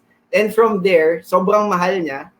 from there, they have that capital to actually trickle down and build these amazing facilities that can actually create electric cars at a lower price. So I think there's that kind of staging talaga na yung first maybe the beachhead market that you would be going for can be a little bit pricey, but ultimately the goal is for it to go down. And yun, I think for the Filipinos, definitely sayang kasi we are the country that is usually hit by typhoons, pero we do not have certain access na to have these kinds of options of choosing clean electricity. So parang ang hirap na kami yung naaapektuhan pero wala kaming magawa. So definitely that's the goal, to have this from an idea, from an invention into a real solution. Thank you, Carby. I completely agree with you. I think that is really the staging. So when you come out in the market, also Angel, no, so you're talking about it will be expensive in the start. It will really be the early adopters, yung mga fans of new tech who will purchase it until eventually they're the ones also who will influence the market to increase the demand so that eventually prices will stabilize. And so we are so super excited for your products to be out in the market for every Filipino to be able to access it. Last question. I have so many more questions, but I really just want to close this one to make sure that we make change making, because in Ashoka we believe that everyone is a change maker. Every Filipino is a change maker. And now that we're thinking about, we're in the 21st century, and the 21st century landscape is very, how did they say it? It's very disruptive. It's very different from my generation and definitely older generations. So economists actually would talk about this one as the creative destruction. It's an age of creative destruction. And who will really thrive in this age are entrepreneurs, or not really entrepreneurs, but those who have entrepreneurial thinking and entrepreneurial mindset, no? So when we talk about that, it's really a problem solving mindset. So I'm just thinking, like, everyone a problem solver in the Philippines. When you're a problem solver, everyone is a designer. That's why I'm so grateful for Design Center for actually driving this one. Like, design is not just for designers of aesthetics, no, but everyone is a designer. Everyone is a problem solver.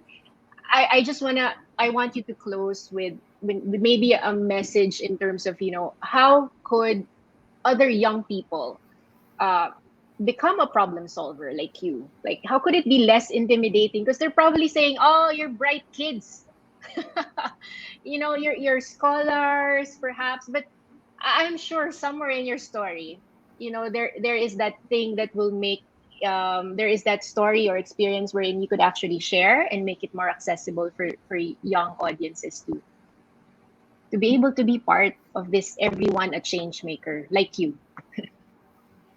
How could it be more accessible to young Filipinos? Like, any advice from your end? Yeah, Angel, I'd you like wanna to go first. Yes. Sige, go, So, Angel. since I started my air disc at a very young age, which was 15, I was kind of intimidated at first, but then my dad really helped me. My dad really helped me go through the entire process of creating something and actually falling in love with its purpose. So, like what I've said earlier, it's not really bad to ask help from other people. Like, alam natin na we have this idea. It may be a crazy idea for other people, but for you, if you see it as something that can actually benefit other people as well, it's not that bad. It's not really a crazy idea. Kasi what I realized was people tend to get ahead of themselves in situations like this, na you have an idea and then sometimes we overthink, what if it's not going to be accepted by the community, by the market? What if I'm just thinking out loud? What if I'm going crazy? Sometimes ganon eh. So it's really not bad to consult with someone you really trust with the idea, and go with proper guidance and assistance from them to go through the entire designing process. Kasi me, I do not consider myself a designer before. But then, yun nga po, designing isn't really, it's not really a profession, kumbaga, na you have to study to design. Kasi every day we design things eh. We design the food we eat, we design ourselves, 'di ba? With fashion and how we want things, yung pagpa-plan ng araw natin is designing as well. So, um, as soon as we accept the fact that it's not really far-fetched, our ideas aren't really far-fetched, that's when we slowly parang get into the mood, in the zone, and in the vibe to um, brainstorm and think of things that can help your idea become a reality. So, yun. Thank you, Angel. I love it. Do not judge yourself because most of the time Yes. we're the hardest critique to ourselves. No, so I think every creative person, we are all creative. Actually, we just judge ourselves, so we don't actually release the creativity out there. So, but I think every Filipino is a super creative. So, do not judge yourself. I'm hearing that, and also have your OG, your safe space, your support, your community. Have them there and share it with them fearlessly. Thank you, Angel. Harvey, you want to go next, and then Pam? For me, I think I am the representative ng mga the not so bright people because it actually took me 10 years to finish college. So for me, it's not about maybe the situation where you are currently in. Let let uh, let let us not use that to define who we are. Because ultimately, if you have problems that you think you can solve and you really want to solve, it would not matter kung anong status mo or kung have you been a bad student before, do you have many failed subjects. But the point is, do you really want to solve the problem? And that definitely brings out the designer within each and every one of us. And what's wonderful, I think, is even if you have bad experiences before, even if you are not the brightest or the ultimate student, you have that unique experience in you. And those unique experiences, different fields, you can get ideas from those, combine them, and create your own unique innovation. Now, why is that unique? Is kasi it's from your own experiences, from the things that happened to you. And with all the millions of Filipinos, with all the millions of different experiences, there's this chance to create a millions and billions more of innovation from our experiences. Definitely, it's just to start and appreciate that you can also do it. Yeah. You have this portfolio of experiences, whether good or bad, that you can use that is unique to you. So it's just finding that courage to start and begin with. And I hope that being here, being not the brightest student, 10 years in college, I hope that it would encourage you that you can also do it. Diba?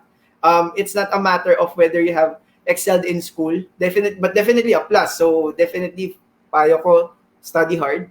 But it would not be the ultimate, it would not be the ultimate parang rule that you cannot innovate anymore because you are not that good at school. You still can. Definitely, you still can. Yay, Carvey. I like you. That resonates with me. I just wanted to pass. I never wanted to excel or anything. So, a late bloomer, it's really just maybe a matter of your brewing. I see it like parang kape, slow brew. Matagal, pero when it comes out, the flavor is so much richer. And, using your experiences, if a person is able to really reflect on it, collect and synthesize the learnings from the experiences, that is knowledge. That is a wealth of knowledge that could be shared and could be tapped. And like you said, it's a portfolio. I like it that you say that it's a portfolio. Okay, and last but not Let me yes, go ahead. very short. Most kasi of the people, when they think of innovation, for them, it should only be on the field of science or engineering. Right. Actually, it's not. You can pursue musical instruments, Who knows, yung resonance niyan could be used for the manufacturing of your invention. Those kinds of things. Just experience life, because definitely you can get many ideas from there. Don't be boxed on a single option, and don't feel guilty na you're not doing science, you cannot innovate. That's just not, Yeah. that's just very wrong. Thank you. That is true. I thank you, Carby, for pointing that out. Kasi pwede rin namang policy innovation, pwedeng in the arts, right? So definitely, it's not just all in sciences. It's not all in tech. If that's the case. Thank you, Carby. And then last but not the least, Pam. Okay, so for me naman, just 3 points, like to, aspiring change makers. First is start small. Like, because when people say change maker, parang, wow, it's a big thing. You can always start small. For example, if you want to participate in sustainable fashion, start small. Start with your wardrobe. Wear your clothes 60 times. Parang you don't have to be, wow, innovation and everything just to be a change maker. These little things can make a difference. 2 is don't be afraid to pivot. Like whether it's in business model or in life. If Carvey took 10 years to graduate college, it took me 7 years. Only because I took 3 years of pre-med school first in UP Manila because I was forced to by my family of nurses and doctors. But I knew in my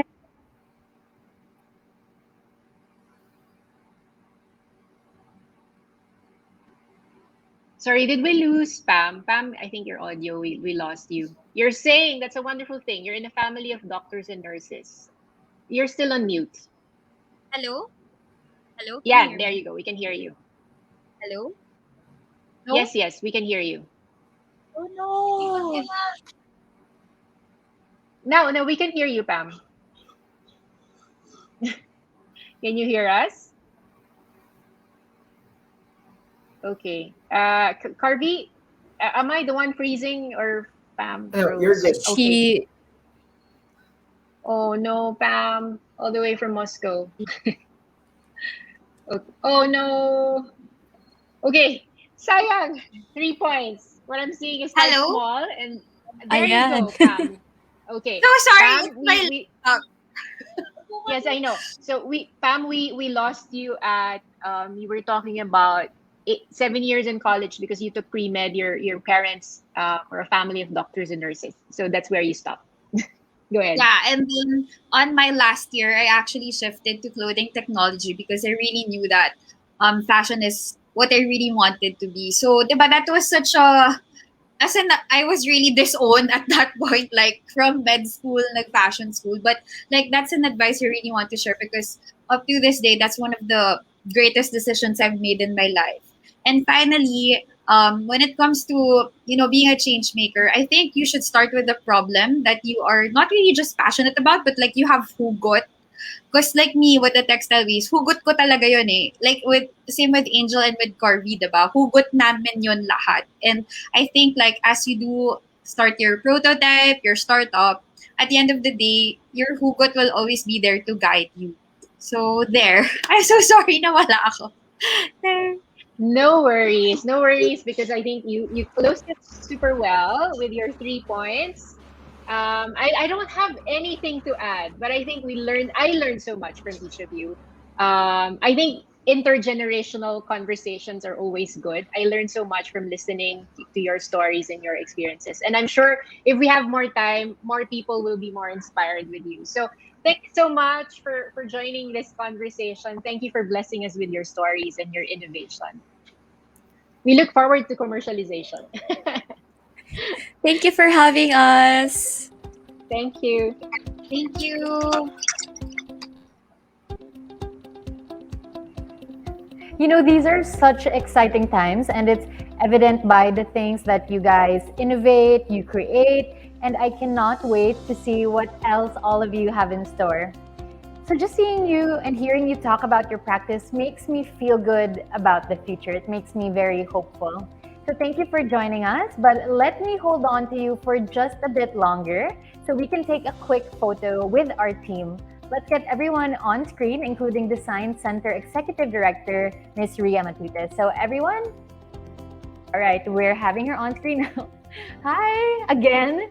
So please show me your biggest, brightest, most hopeful smiles, because as we said earlier, the future is hopeful.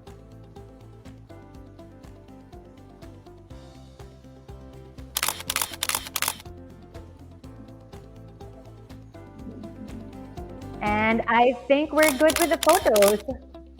Hindi pa pala. Awesome. All right. So see you guys. You may now exit the screen, and once again, just endless thanks and our gratitude. Thank See you, everyone. Thank you. For that, I would also like to thank our partners for making this IDC 2021 happen. We'd like to thank Adobo Magazine, British Council, HK Walls, CUNY Projects, Chasing Coral, and the Department of Trade Industry Export Marketing Bureau, or the DTI EMB. This ends our morning session for the International Design Conference. Design Futures, the future is now. So how are we all feeling right now? I hope all of you are as pumped up as I am for the next sessions. Don't miss our afternoon and evening sessions. We've got Pecha Kucha, a virtual tour, and a film showing. You can still register for these sessions if you haven't already. There we have the QR code right there. Feel free to use your mobile phones to scan it. And before you leave, make sure you answer our feedback form to get your certificate. We'll be flashing the QR code for the form right about now. And we'd love to hear your thoughts about this session. So again, this is the QR code. If you want to get your certificates, we'd love to hear your insights and your reactions, all your feedback. That's it for our morning session. See you in a while. Thank you and see you guys.